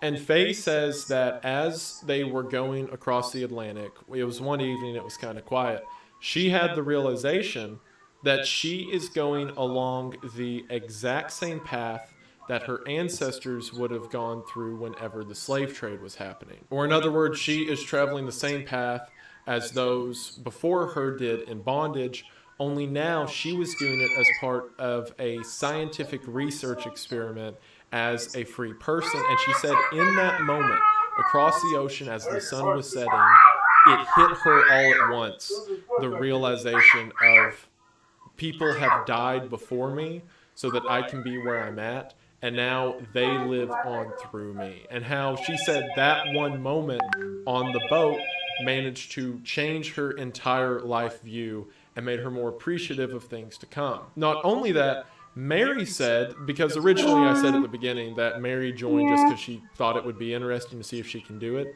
The actual reason that she had done it was because she was recently just got out of an abusive marriage. She had just divorced her husband. And she said initially there was this fear because Santiago acted the exact way that her previously abusive husband did. So whenever she was on the boat and she saw people like Faye and Captain Maria and all these people standing up against him, it gave her this courage that she could do it. And she said from her journey on this boat, she became a stronger person because of it. So like these two women are sharing such a beautiful moment with each other. And while that's going on, I want you to think about the man at the back of a boat going, any moment now, they'll kill each other. And then things got worse than that. So a few weeks before they're about to hit shore and the whole experiment's going to be over, Santiago begins to get news that the University of Cambridge, the one that he is from, who originally sponsored the study, has denounced it. The reason that they've denounced it is because the news started doing the math of, he wouldn't tell us what the experiment was. He wanted a near equal number of men and women and didn't tell him it's the sex ref. It's the sex ref now. Like all the newspapers, all the headlines, the sex ref story. And they talked about how there was these deplorable things happening on it and how he's trying to dehumanize the men and women alike. And while that's what he did want to happen, that's not at all what actually happened. It pretty much turned into a summer camp. So the combination of him getting made fun of and his university denouncing him before they ever got to shore made him even more violent. This culminated as they were coming into the area near the Caribbean, Tropical Storm Brenda began to blow through the area, and Captain Maria says it's not safe for them to sail anymore. They have to land and end the experiment early. And Santiago, still thinking that something's going to happen in these last couple weeks, says no, that will taint the experiment. So Maria says, I'm not going to be captain and like sail these people into their death. So she gets into like a physical altercation with Santiago where he's like, he literally does the whole I'm the captain now thing and then like sends them through the storm and they just go inside and wait for it to quit raining. Which luckily no one got hurt and nothing bad happened, but something really bad could have happened. It was at this point, after Santiago had essentially committed a mutiny over the people on the ship, that everyone individually came to the conclusion that they should kill him. And like they planned this thing out too. The primary theories that were going around was people were saying Ahsoka, if you'll remember he's a photographer, could like get his camera up and be like, no, move a little more to the right. A little more to the right. And then they push him off. And then whenever they get to land, they could be like, oh, there was a storm. And Faye had this idea that, which I mean, she was probably done putting up with his BS at this point, but she had the idea that they could take the drugs out of the medical bag in the back, and that while he's sleeping, they could all take turns plunging a little bit of it into him. Like a full-blown Senate murder of Caesar, like everyone stabs so that everyone's guilty thing. Like, the other people are like, we can make some plausible deniability if he like falls off the boat. And Faye's like, we could all stab him and drug him at the same time. Because it went from like, he was kind of weird and creepy to he got to be like angry and authoritarian. And then he just started like being racist and crude and throwing water at people. And like at this point, he stole the bows like we're going through the storm. Like, I could also understand killing somebody. And you may be thinking, similar to Edna hooking up with a couple of guys, well, doesn't this prove his theory? Because he said that everyone was going to either intermingle or get violent, and now they've done both. And no, like if I was to walk up to you and I was to go, hey, do you want to kill me? And you're like, no, that's a weird question. And then I punch you, throw you in the back of a car, start going 150 down the freeway, like swerving through traffic, and then I look in the back seat and I'm like, now do you want to kill me? Like, that doesn't count. It's almost like one of those dumb YouTube pranks in a way, because it has the same energy of walking up to someone's like, have you ever thought about committing an act of violence? And they're like, no. And then you punch them in the face and pull a gun, and it's like, oh, are you violent now? Oh, look at this social experiment. Looks like you have potential to be violent. I'm a genius. Similar to like the couple of people hooking up earlier, this isn't some huge breakdown of the human psyche. This is just people being human. Because at this point, if they had killed Santiago, I think they could have argued it was in self-defense. So this went on for a couple days, like this weird tension of everyone quietly conspiring his murder. Okay, Until one morning, what did you want me to draw? they wake up and someone, I think it was Bernardo, screams, "There's a ship And this coming." is like And everyone runs the last outside, thing I'm drawing because I'm and there bored. is a freighter coming directly at them. And if you don't know freighters, I mean, here's one. They're huge. As soon as this happens, Santiago lost his mind. He starts crying and screaming and running back and forth on deck, just like going, oh no, he just has no idea what to do. So everyone else who has this sense of unity with each other immediately like gets to order. Maria pretty much takes over as captain again and is like, Charles, get on the radio. No, actually Faye got on the radio and began signaling the message because she recreates it in the documentary. And then Mary goes up to the roof of the flare, starts singing it back and forth. Someone changes the ship it's really mast, hard, like they're doing and all there's this stuff always to map signal the ship. involved. And then sure enough, it works, and the ship diverts I'm really its at that map, course. And from that moment on, so I Maria stayed can captain never again. get into And it. from that And also I moment have on, this for the thing where rest of I'm the trip, when I'm immediately not perfect went at into this something, super it pisses me off, and I then I think it's quit. because the combination of his university shutting down, So I never really and his experiment not got working out, and now the into fact like that he couldn't HTML and maintain stuff control besides or like whenever, how, like, the rubber met you the know, ground, he just well, it freaked taught out. me in So high he got school, really which I quiet, loved and then he practicing got code really in high sick, school saying, like, his because I was stomach really hurt and good. he had bad blood pressure and all this. Well, So I was Edna, really good who for I mentioned like earlier, was a a doctor and also the 12-year-old medic on the boat. who just started, and I was the goes to him and fastest, starts and I got attending to him everything. every day It and, was like, so feeding smart him and and sets whatnot. up a IV and But stuff then I like realized that. And what's coding really is funny more than just like is in the changing the documentary years background later, of like she's a like, website, I think and he it's was actually faking hard. it. And I was like, no, like he was nah. upset that now they weren't giving him any attention, so he just pretends to be sick, so now they have to give him attention. My And what's dream even job funnier used to be go like against his making theories, sprites for like after games and this shit. freighter incident, and now that they're But closer to now land, it's that there's like, I don't things know, like I want to freighters make a and birds comic or everywhere, something that I have control on. everyone became super linked. Like everyone started sharing all their deep stories. There were several of them who said after this event, like they had dealt with past trauma. Wait, by I have talking it to. out, and each I know other you kind of wouldn't worked do as a that, but I support have to system. check it. As mentioned, they became friends for the rest of their life. my And all the phone to footage make sure it's of not- like the not last safe for 2 work. weeks of the trip is them like swinging back and forth on the sails and like partying with each other and singing songs and everything. Again, while Santiago's pretending to be sick. And it was just like solid vibes for the rest of the trip. However, Santiago's journal entries during this time were absolutely absurd. Like, for one, he developed this really, like, stupid, just pouty personality. Like, he was talking about how, like, the experiment's been ruined because everyone else is idiots except for me. And they don't know anything they're doing.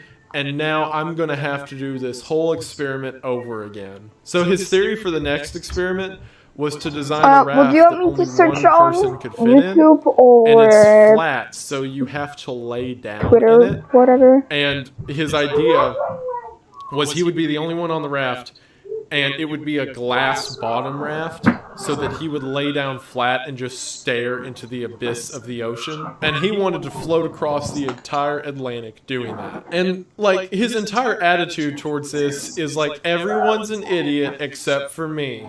So now I'm going to have to do the whole thing myself. Which, if you'll like notice, the point of this experiment is supposed to be human interaction with each other. So one person alone on a raft wouldn't do any of that. It just kind of fulfills his messiah complex he has. Like, he doesn't even know what the experiment's about anymore. He just wants to feel special. So sure enough, by the time August comes, they make landfall in Mexico, and after 101 days, the raft experiment was over. They had become so close at this point that they talked about how sad they were that they wouldn't get to see their friends for a while.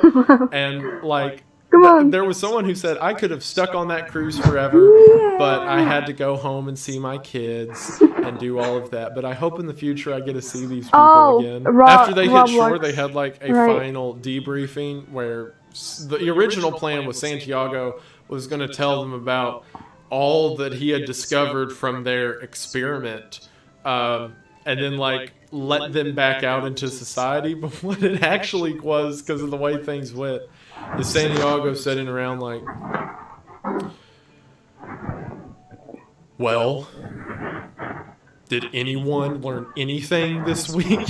Why am I pretending to hold the microphone again? I got one. I hate that I do that. Anyway, he's like, oh, you all had a good time? That's cool. This you? I'm sick, you know. I'm still sick. I guess this experiment's nothing. Well, I'll be sure to reference you all when I do it for real next time. So thanks for wasting everyone's day. Like, it just came off as a disappointed parent. It was hilarious. And there's even this part, because like you can hear the logs of the final one, where he says that in the questionnaires that he had collected, I think he quit collecting them near the end, but in the questionnaires, the universal thing that everyone said whenever asked, like, is there anyone on the ship you hate? Is there anyone who's rude or blah, blah, blah? And they all said him, obviously. They're like, I hate you so much. I want you, I've literally conspired to murder you. And in his final address, he goes, I was never rude, impolite, or crude to anyone. But I'm sorry you felt that way.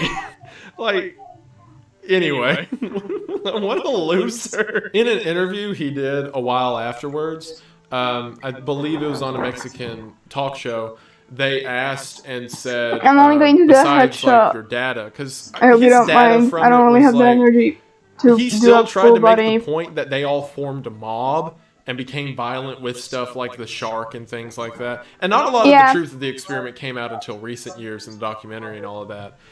For a while, it was kind of viewed of like, ooh, these people got a little bit angry. They were out there a little longer because of his research with it. And he'd go on talk shows. They'd be like, what did you learn besides the research? And he was like, I would say, you know, we can apply your HTML skills on HSpace. Like, dude, you were the biggest jerk. And everyone else said that they continued life as if nothing happened.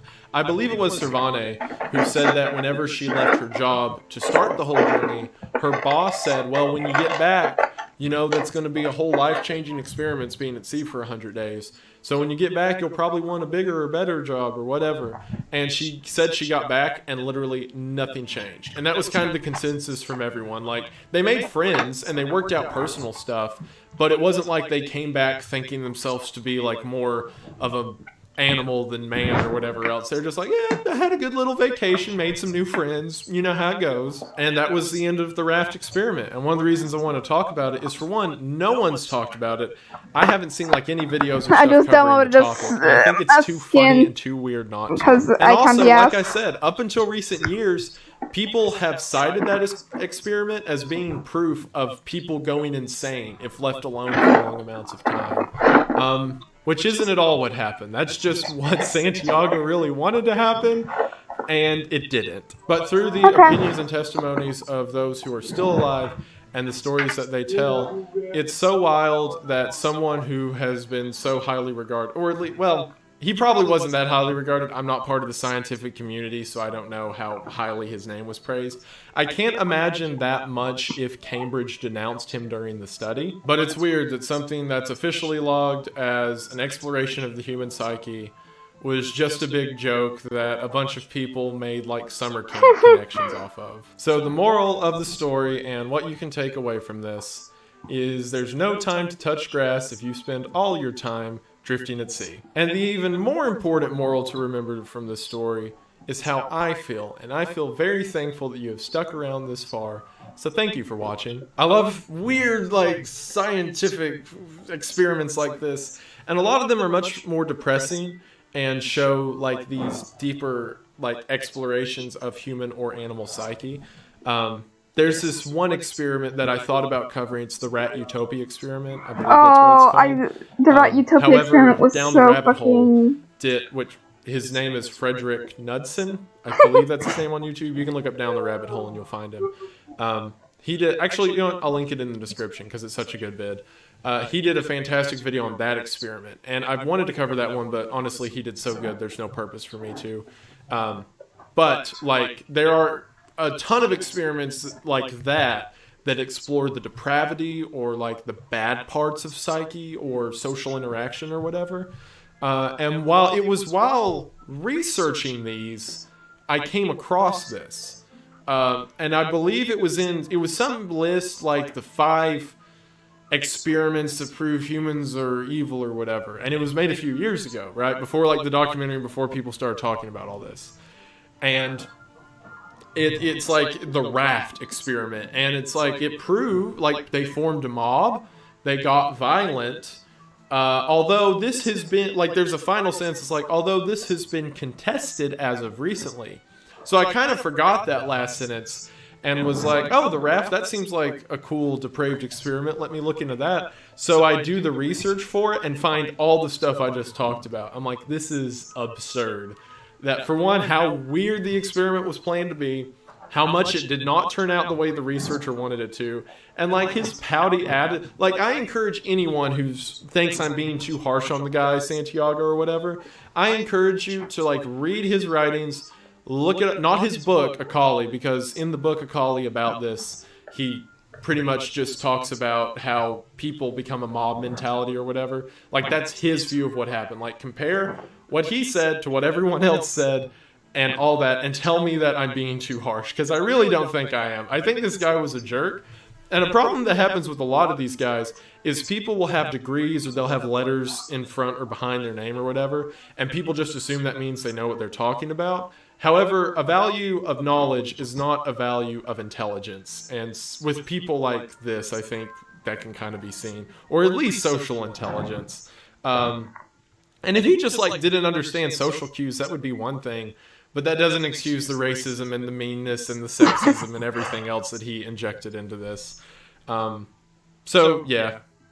I just rambled a ton about a talk. If you're watching this long, you also think it's interesting. I don't know why I'm trying to convince you it's interesting. But I just love stuff like this. And I hope to cover more of it in the future. So, again, if you're still here, thank you so much for watching. I hope that you enjoyed.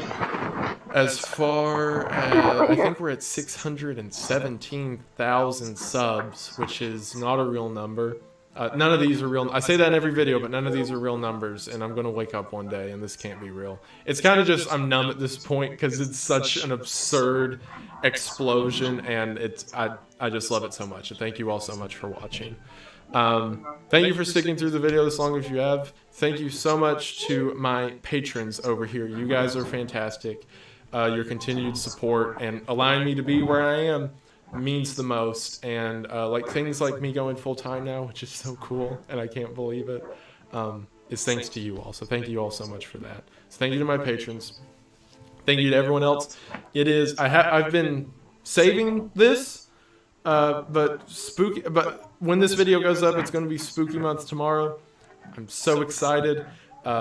I can't wait to do just creepy stuff for all of October, and I'm looking forward to it, and hopefully you are too. So thank you all so much for watching, and I will see you in the next one. Bye! What's loud?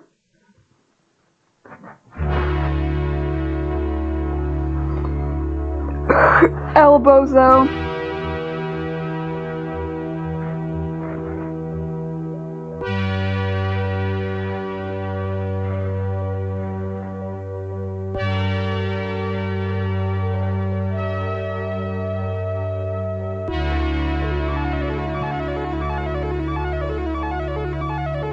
When I started this channel, I expected I I don't know, would solar get signs? maybe 100,000 subscribers in about 5 years. A little bit more than... Hello, everybody. Today I'm excited to talk to you. Hello, everybody. Today we're going to talk about what is considered by Oh, this is what got me into nuclear of his time in radiation. the hot. This shit is Humanity's so interesting. history is Content rife warning. with stories and legends of Yeah. unimaginably terrible ways to die. From ancient torture methods to a slow death at the hands of nature, there are so many terrible fates that plague our stories. But in spite of all of that, I have never heard of a death as horrifyingly painful as the death of Hisashi Uchi. Hello everybody, today we are going to be talking about the 1999 Tokaimura nuclear incident and the tragic fate that befell one man because of it. This story is one that, again, if you're strange like me and listen to disturbing stories on YouTube, you might have heard of before. Images of Hisashi's injuries, some real and some fake, have circulated the internet as being the most radioactive man to ever live. But in research for this video, the details that stuck out to me were the graphic and almost unimaginable injuries that overtook his body. Some of the most brutal descriptions I have ever read in a medical case. So today, while also talking about the story of Hisashi, his family, the medical team that tried to save his life, and his bosses who were responsible for this accident, I also want to talk about several of the injuries that were sustained and why this case left a lasting impact on everyone who was attached to it. So I want to put a content warning now. If you are squeamish about descriptions of injuries and some pictures of injuries, do not watch this video. I didn't even know that some of these injuries were possible, much less over the period of time and intensity that they occurred. I have legitimately lost sleep reading books and interviews with people who were involved, and it has bothered me regarding the question of when is a life worth saving, or more specifically, when does it stop being worth saving? And it is a very tragic case, but one that I think deserves telling. So if that sounds interesting to you, or it's sad, it's not interesting, if that is something you want to hear about and go on this existential voyage with me, then stick around as we talk about the most painful death ever experienced of Hisashi Uchi. But before we get into all of that, stop! Smell yourself. Disgusting. Let's fix that. And fix that smell the right way thanks to today's sponsor, Scentbird. Scentbird changes everything you know about shopping for fragrances. Scentbird lets you try a new designer fragrance every month for just $17. Scentbird lets you try out fragrances and colognes that otherwise should cost up to $500 a bottle. But with Scentbird, you get a 30-day supply and you get to pick the fragrance yourself. And if you don't know what kind of fragrance you want, Scentbird even has a Q&A where you can answer questions and see what kind of fragrance is right for you. This month I received Dime No. 1, Initio's Musk Therapy, and Ayuso Vert Yoga. I hope you all appreciate my butchered pronunciations. My favorite out of these has got to be the Dime No. 1 just because it's kind of a clean, strong scent that is similar to a lot of other colognes I like. And while this selection would normally cost me hundreds of dollars, with Scentbird, it's one easy subscription. They even come in these cool capsules now where it locks. Like if you do it like that, you can fritz it. But if you turn it to the side, it locks in place, so it doesn't come out or accidentally spray while you're traveling with it, or put it in your pocket, which is a very nice touch. It's very thoughtful. I like it. And now, you can get it on this fantastic offer as well for over half off. That is right, more than half off, because if you go to the link in the description at scentbird.com and use my discount code, Wendigoon55, you'll be able to get 55% off your Scentbird subscription. Or in other words, just over $7. So if you're interested in getting these designer fragrances at a major discount, then once again, go to the link in the description and use discount code Wendigoon55 to get 55% off. This is definitely a deal you don't want to miss out on. Thank you all so much for watching the ad. Thank you so much to Scentbird for sponsoring this video. It really does mean the most. Hope you all check them out. Link is in the description, and we are back to the video. We are going to go ahead and get into it, but as always, thank you for watching. In 1999, Hisashi worked for the Japanese Nuclear Fuel Conversion Company, or JCO. JCO owned several nuclear or nuclear-adjacent facilities around Japan. One of these was the Tokaimura plant that was located in the Ibaraki Prefecture of Japan. Now, the Tokaimura plant was not a nuclear facility. Instead, it was a staging area where they made the materials for nuclear reactors. In other words, there was no live nuclear reaction happening at the Tokaimura plant. Instead, they just made the fuel rods that were then sent to nuclear plants. The first stage of this process involves converting uranium hexafluoride into uranium dioxide. This involves the process of taking the uranium and then mixing it with a nitrate so that the uranium is stable enough to be moved around before it is then placed in a nuclear reactor. The way that you are supposed to do this is you take the uranium and nitric acid and you pour it into a small mixing tank. That mixture is then transferred into a large storage tank that prevents the uranium from reacting with other uranium particles and becoming too unstable. It's then ran out of the top of the storage tank and slowly fed into a precipitation tank that makes sure everything is stabilized before they begin to use it in the next steps of the process. Well, that is the government-approved safe method. The way they were doing it at the Tokaimura plant in 1999 was with a bucket. They would just take a stainless steel bucket, put uranium, nitric acid in there, mix it up, and then pour it directly into the precipitation tank. Now, this was apparently something that was happening around a lot of nuclear processing facilities at the time. You know, because it's cheaper than running all the heavy equipment and waiting. And despite the seemingly terrible idea of having people mix uranium in a bucket they're holding with their hands, no accidents had occurred up until this point. The reason being, even though they were handling uranium in a way you should never handle it, the concentration of uranium was never enough that it became dangerous. But if almost every uranium conversion company in Japan was being unsafe, then the Tokaimura plant was being super unsafe. See, they had a history of weird business accidents. In 1997, there was an explosion at the facility that exposed several workers and nearby residents to radioactive materials. It seems that the accident in 1997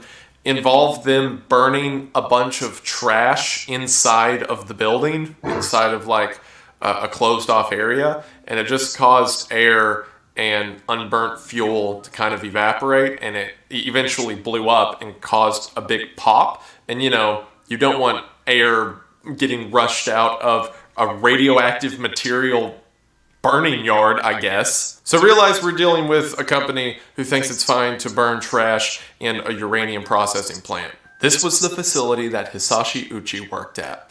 And then one day, on September the 30th, 1999, at around 10 a.m., his boss asked him to come help with the uranium pouring process, something that Hisashi had never done before. So the boss took Hisashi and another man named Masato Hinoshara into the room to begin the conversion process. And this process straight up involved them just taking a bucket, pouring the stuff in, mixing it up, and then handing it up to one of them on the ladder so that they can just pour it into this giant storage tank. Now, in spite of this process being incredibly stupid, they were also breaking two other rules of uranium safety. For one, the correct storage tanks that you're supposed to use in this step are these really tall cylinders. And the reason for that is because if your surface area is too wide and it contains too much uranium that is close together, you can cause a nuclear accident. In simple terms, radioactive uranium is constantly shooting out neutrons. And if one of these neutrons hit another uranium molecule,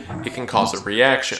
So, storage tanks are literally slimmer so that fewer uranium molecules are right next to each other. But because those storage tanks are too tall and hard to just pour buckets into the top of, they were instead using shorter, not safety-approved tanks. The other mistake they made came directly from JCO. See, JCO was 2 days behind on their order of nuclear rods, and they wanted to ramp up production. So, they had increased the concentration of uranium that the men were pouring into the tank. Typically, the concentration in the bucket is about 5% uranium, whereas at this moment with Hisashi and Masato, it's about 18%. So after they get done mixing one of the last buckets, Masato is standing on top of the tank pouring the uranium solution in, and Hisashi comes to his boss who's holding the funnel above the tank and tells his boss to go take a seat, and Hisashi will take it from here. So with the 3 men in the room, one of them is on top of the tank pouring, one of them has his hands just above the tank holding the funnel, and the other one is sitting at a desk a few feet away from the tank itself. As the men are pouring the bucket into the storage tank that now contains 70 liters or nearly 20 gallons of uranium solution, disaster strikes. Suddenly, the men hear a loud clap and a glowing blue light begins to emanate from inside of the storage tank. This blue light is a phenomenon known as a Cherenkov light. Cherenkov lights occur whenever nuclear materials reach criticality. Criticality is the state of what I mentioned earlier, whenever the molecules of uranium are so close together that they have a sustaining number of neutrons hitting them and then shooting off to hit other uranium molecules. That means that the nuclear reaction just reached a self-sustaining stage, where the number of neutrons lost by the molecules and the number of neutrons gained stays constant. This is how nuclear energy works. If you put the materials inside of a reactor and then they reach criticality, then they emit energy by just existing. However, the key factor being, this is what you want to happen inside of a nuclear reactor. And criticality and the Cherenkov light can be thought as the reactor turning on. What that means is that by haphazardly pouring uranium into a storage tank, they had now turned on an uncovered nuclear reactor in the middle of the Tokomura district. And the 3 men who were in that room had the rare misfortune of being some of the only people in human history to ever see a completely exposed nuclear reaction. As soon as this happened at 10:35 a.m., alarms all across the plant went off. Their boss, who was sitting at the table a few feet away, yelled, "Run for your lives," and everyone booked it for the door. Hisashi made it into a changing room that connected the room they were in to the rest of the facility. As soon as Hisashi made it into that room, he began throwing up and passed out. At the moment of criticality, the neutron beams that were being emitted in the reaction hit everyone in the room. These neutron beams rip through flesh, tissue, material, and radiate everything they come into contact with. Sievert is a measure of radiation exposure, and the amount of sieverts that it is deemed healthy to be exposed to per year is about 1/1000th of 1 sievert. Or in other words, about 1 millisievert a year.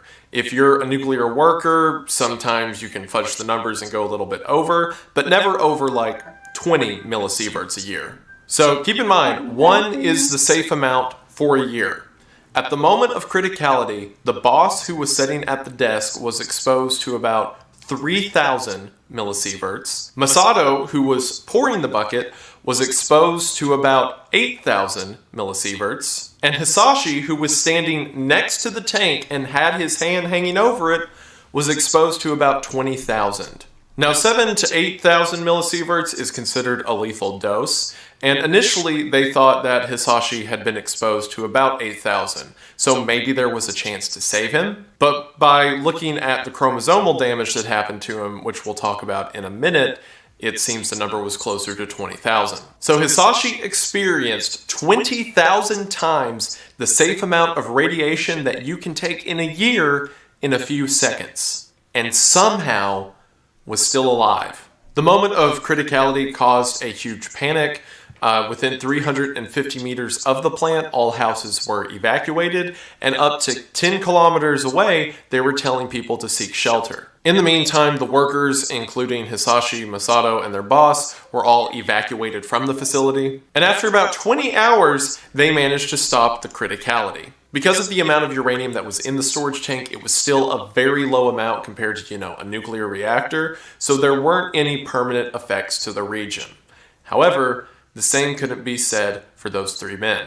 That same day, a doctor by the name of Meikawa was called regarding the incident. Meikawa was one of Japan's leading experts when it came to radiation sickness and radiation treatment. After learning that the incident at the plant was a criticality incident, Meikawa was amazed that anyone survived at all. So, Meikawa began to put together a team to assess the condition of the 3 victims. The boss had again been exposed to about 3,000 millisieverts, which isn't uncommon in nuclear material accidents, and we'll talk about what happened to him later. Masato was also assessed, but since he didn't receive as much radiation as Hisashi, his case was less critical. And again, we'll talk about what happened to him later. Meikawa's primary concern was Hisashi, who initially, remember, they thought received about 8,000 millisieverts, which is a lethal dose, so he required the most immediate care, although it would later turn out to be more than double that. The first signs that something was really bad with Hisashi, other than the throwing up, which is pretty typical of radiation exposure, was his lymphocyte count. Lymphocytes are an important part of your immune system and a part of your white blood cell content. In a healthy person, the concentration of lymphocytes in your white blood cells is 25 to 48% depending.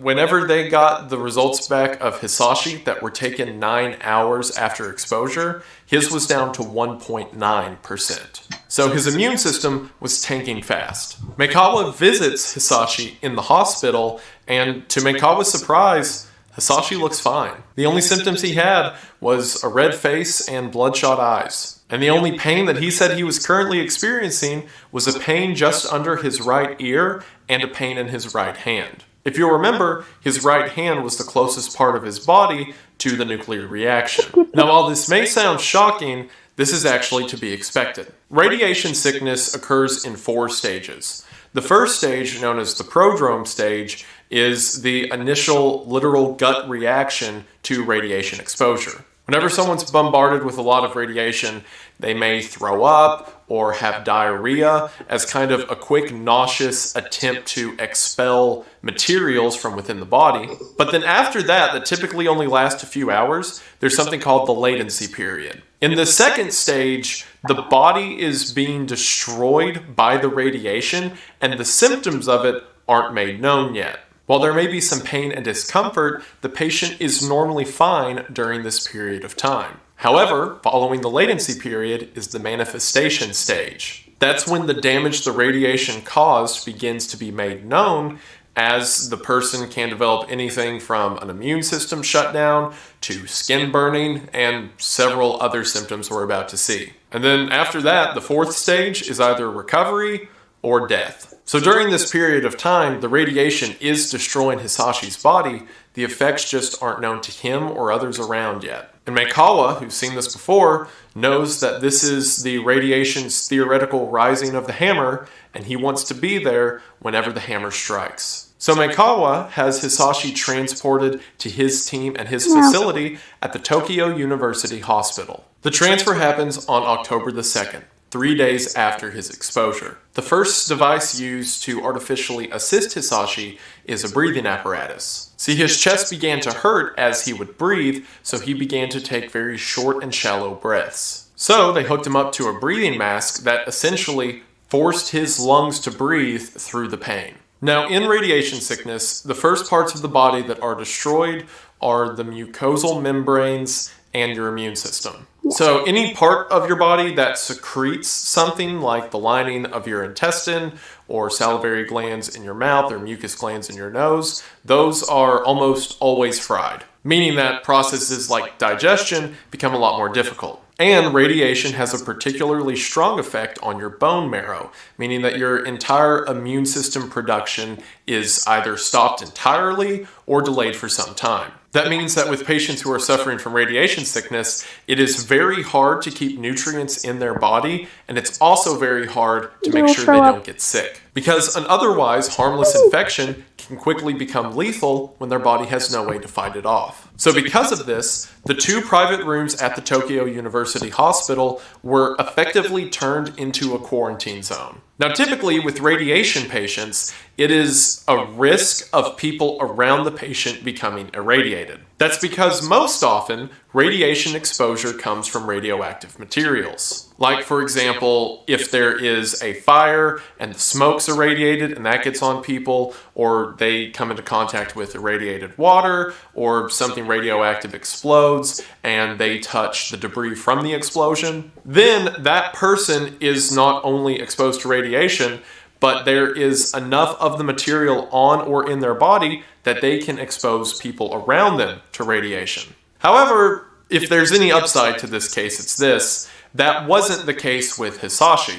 because if you'll remember, he never came into contact with the materials. It was just the fact that a small nuclear reactor was uncapped right next to him that caused him to be irradiated. So while people who came to treat Hisashi would have to fully deck out and take precautions so that they don't get radiation sickness, because this scenario is so unique and a criticality incident, the doctors and nurses didn't have to worry about exposure. What they did have to worry about was exposing Hisashi to anything. Remember, his immune system shot, so they could have a bacteria or virus on them that is harmless to them, but if they get near Hisashi, it could kill him. So the 2 private rooms at the hospital were converted into a sterile field, where one room was used for staging and cleaning and sterile materials, and the next room that was fitted with curtains on all sides held Hisashi. All of the nurses and doctors said that Hisashi was a pleasure to be around. They said that as they would hand him food or rearrange his pillow or sheets, that he would constantly say thank you, and how he's so honored to have such kind and smart people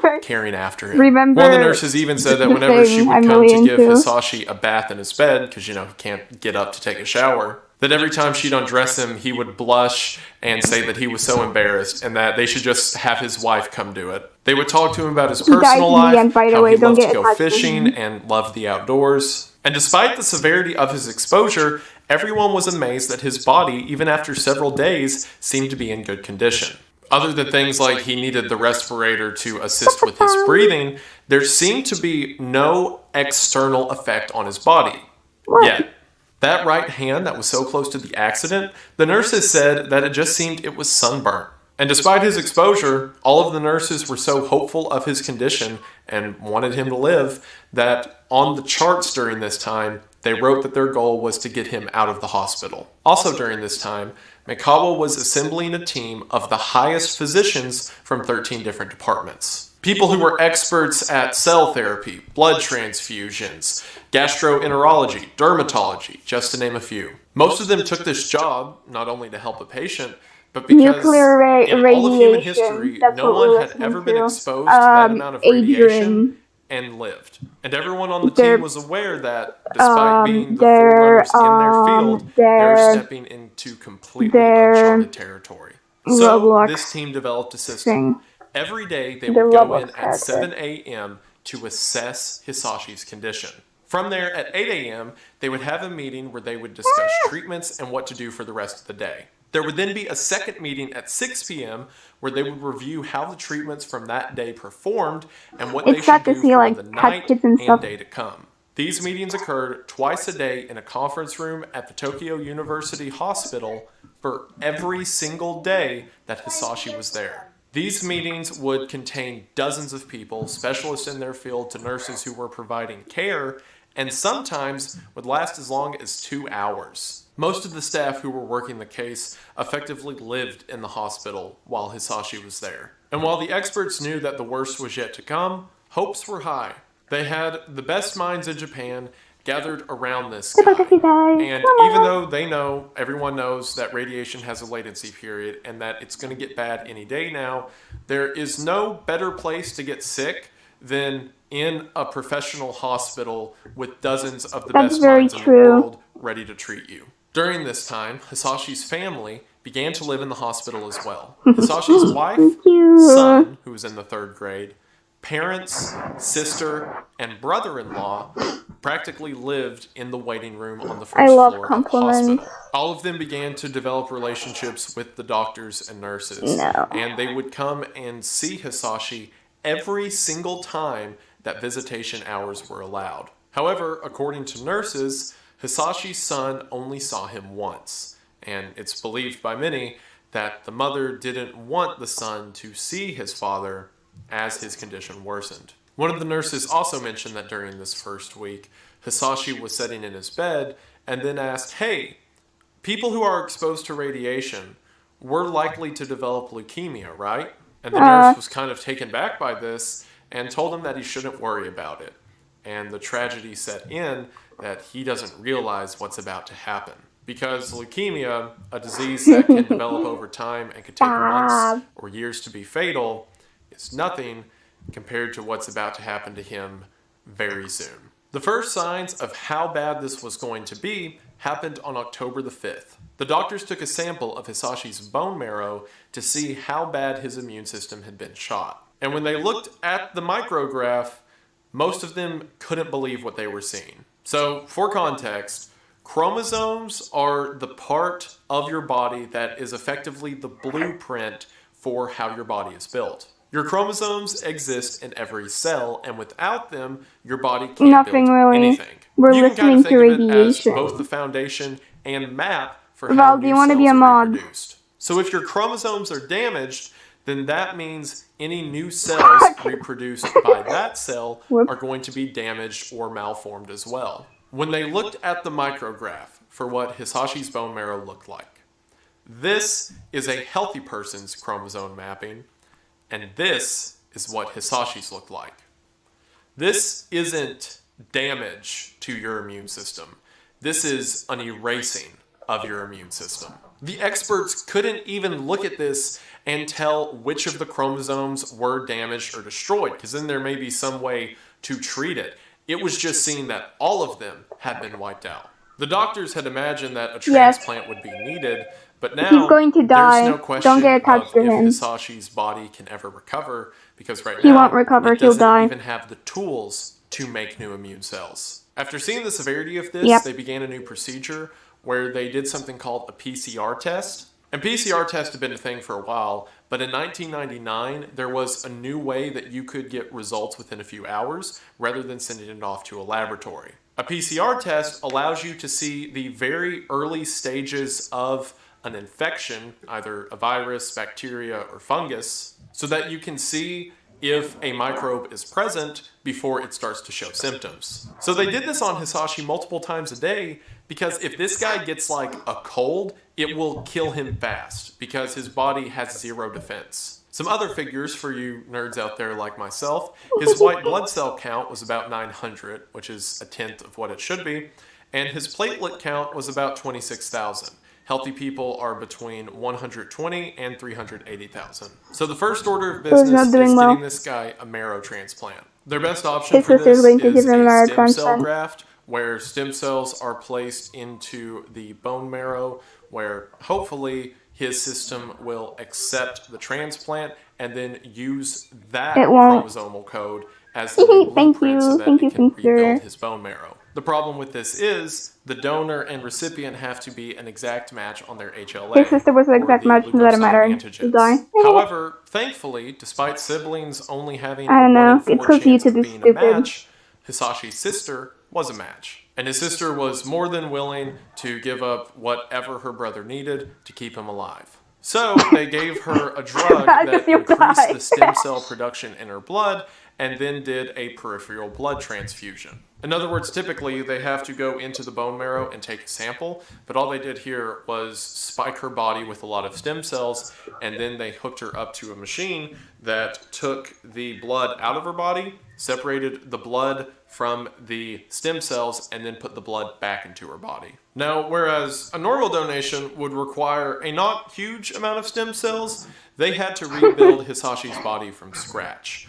And they ended up taking 160 milliliters of stem cells from Hisashi's sister. It's very sad. I feel really bad for him. He seems like a really good So they gave him person. the transfusion and just had to wait to But see if it would if take he gets root. exposed In the to much meantime, radiation, effects the were life beginning he'll to live set in afterwards, for it's not very Hisashi. good At anyways. first, as mentioned, So there was a few minor pains, and then he had trouble breathing, and he at least he began didn't have to get deal with the very thirsty repercussions. and dehydrated. Again, his body can't produce It's okay. We all get distracted. so his This entire is system's going dry. The most frightening turn development off your when brain just kind of after a stream. week since his The exposure, kind of thing you play in the he background. began to lose At least that's what I pieces of intended it his to be. That's skin why I put en on my masse. It began my whenever background they would just take my noise. off the medical tape that was on him to change out tubes or needles. It would just rip Because I entire find it sections of really skin off. interesting. At the same time, the nurses who were washing his feet had to stop Yeah, I'll because put it on anytime they'd in a scrub his minute. feet, the skin would just peel off. Remember that whole system I described with the bone marrow, where typically the cells that need to be regenerated can't be regenerated anymore? Well, the same applied to Hisashi's skin.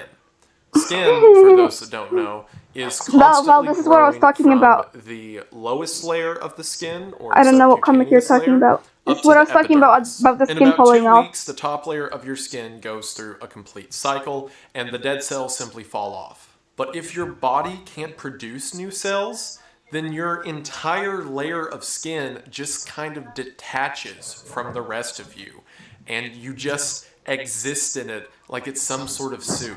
And this dead layer of skin that was disconnected but still completely wrapped around him was just coming off in clumps. The only bright side to this being, since the skin was effectively dead and detached in several spots, it didn't cause a lot of bleeding. Because bleeding was also a major concern.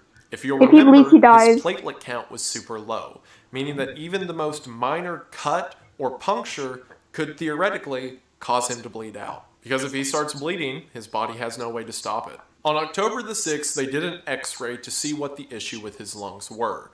They figured that there was obviously radiation damage, but perhaps something was putting pressure on his lungs that was causing his labored breathing. In the x-ray, they saw a dark shadow over his lungs. This could be anything from a fluid buildup, or perhaps blood seeping into the lung cavity. However, where the normal treatment for this would just be puncturing a hole in the lung and then drawing the fluid out, if you'll remember, they're afraid to make him start bleeding because they're afraid they can't stop it.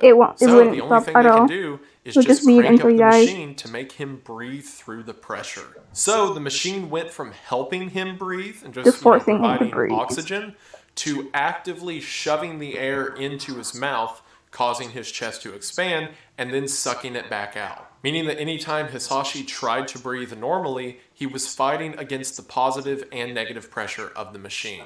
Not to mention that the intensity of the burning he was feeling both inside of his body and from the layer of skin that was beginning to slop off was now even more intense. So when they cranked this machine up, it was excruciating.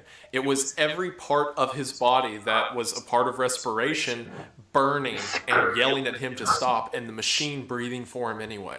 As they did it, Hisashi cried and screamed through the machine, telling them to stop, to turn it off. He yelled for his wife and for his mom. And during the treatment, he pushed the nurses back, ripped off the mask, and yelled, "I'm not a guinea pig." This took everyone in the room back. But after someone mentioned Hisashi's family, he realized that, although painful, he needs to endure it for them. So, he didn't. He was fine anyway. He could have just. Also, during this time, you're probably asking, why aren't they giving him pain medication? And the answer is that they are, but it's probably not doing a lot. See, for one, they had to figure out the amount of medication they could give him that didn't have any side effects with any of the other dozens of drugs that were running through his system. And also, it turns out from later stages of what happened to him, his blood flow was effectively shot, and a lot of stuff that was delivered intravenously had trouble going anywhere. So even if he was burning and hurting in his chest and face whenever the machine was breathing for him, giving him a shot in the arm to numb it probably didn't help a ton. Which, speaking of drugs, there were so many weird advancements, or I guess advancements made in pharmaceuticals just because of this case. Like, there's a drug called pentoxifylline, which was recently banned in Japan, that normally existed in oral form because I believe it had heart or liver problems or something like that. But it was the only drug that didn't, cause side effects with other drugs that were in his system.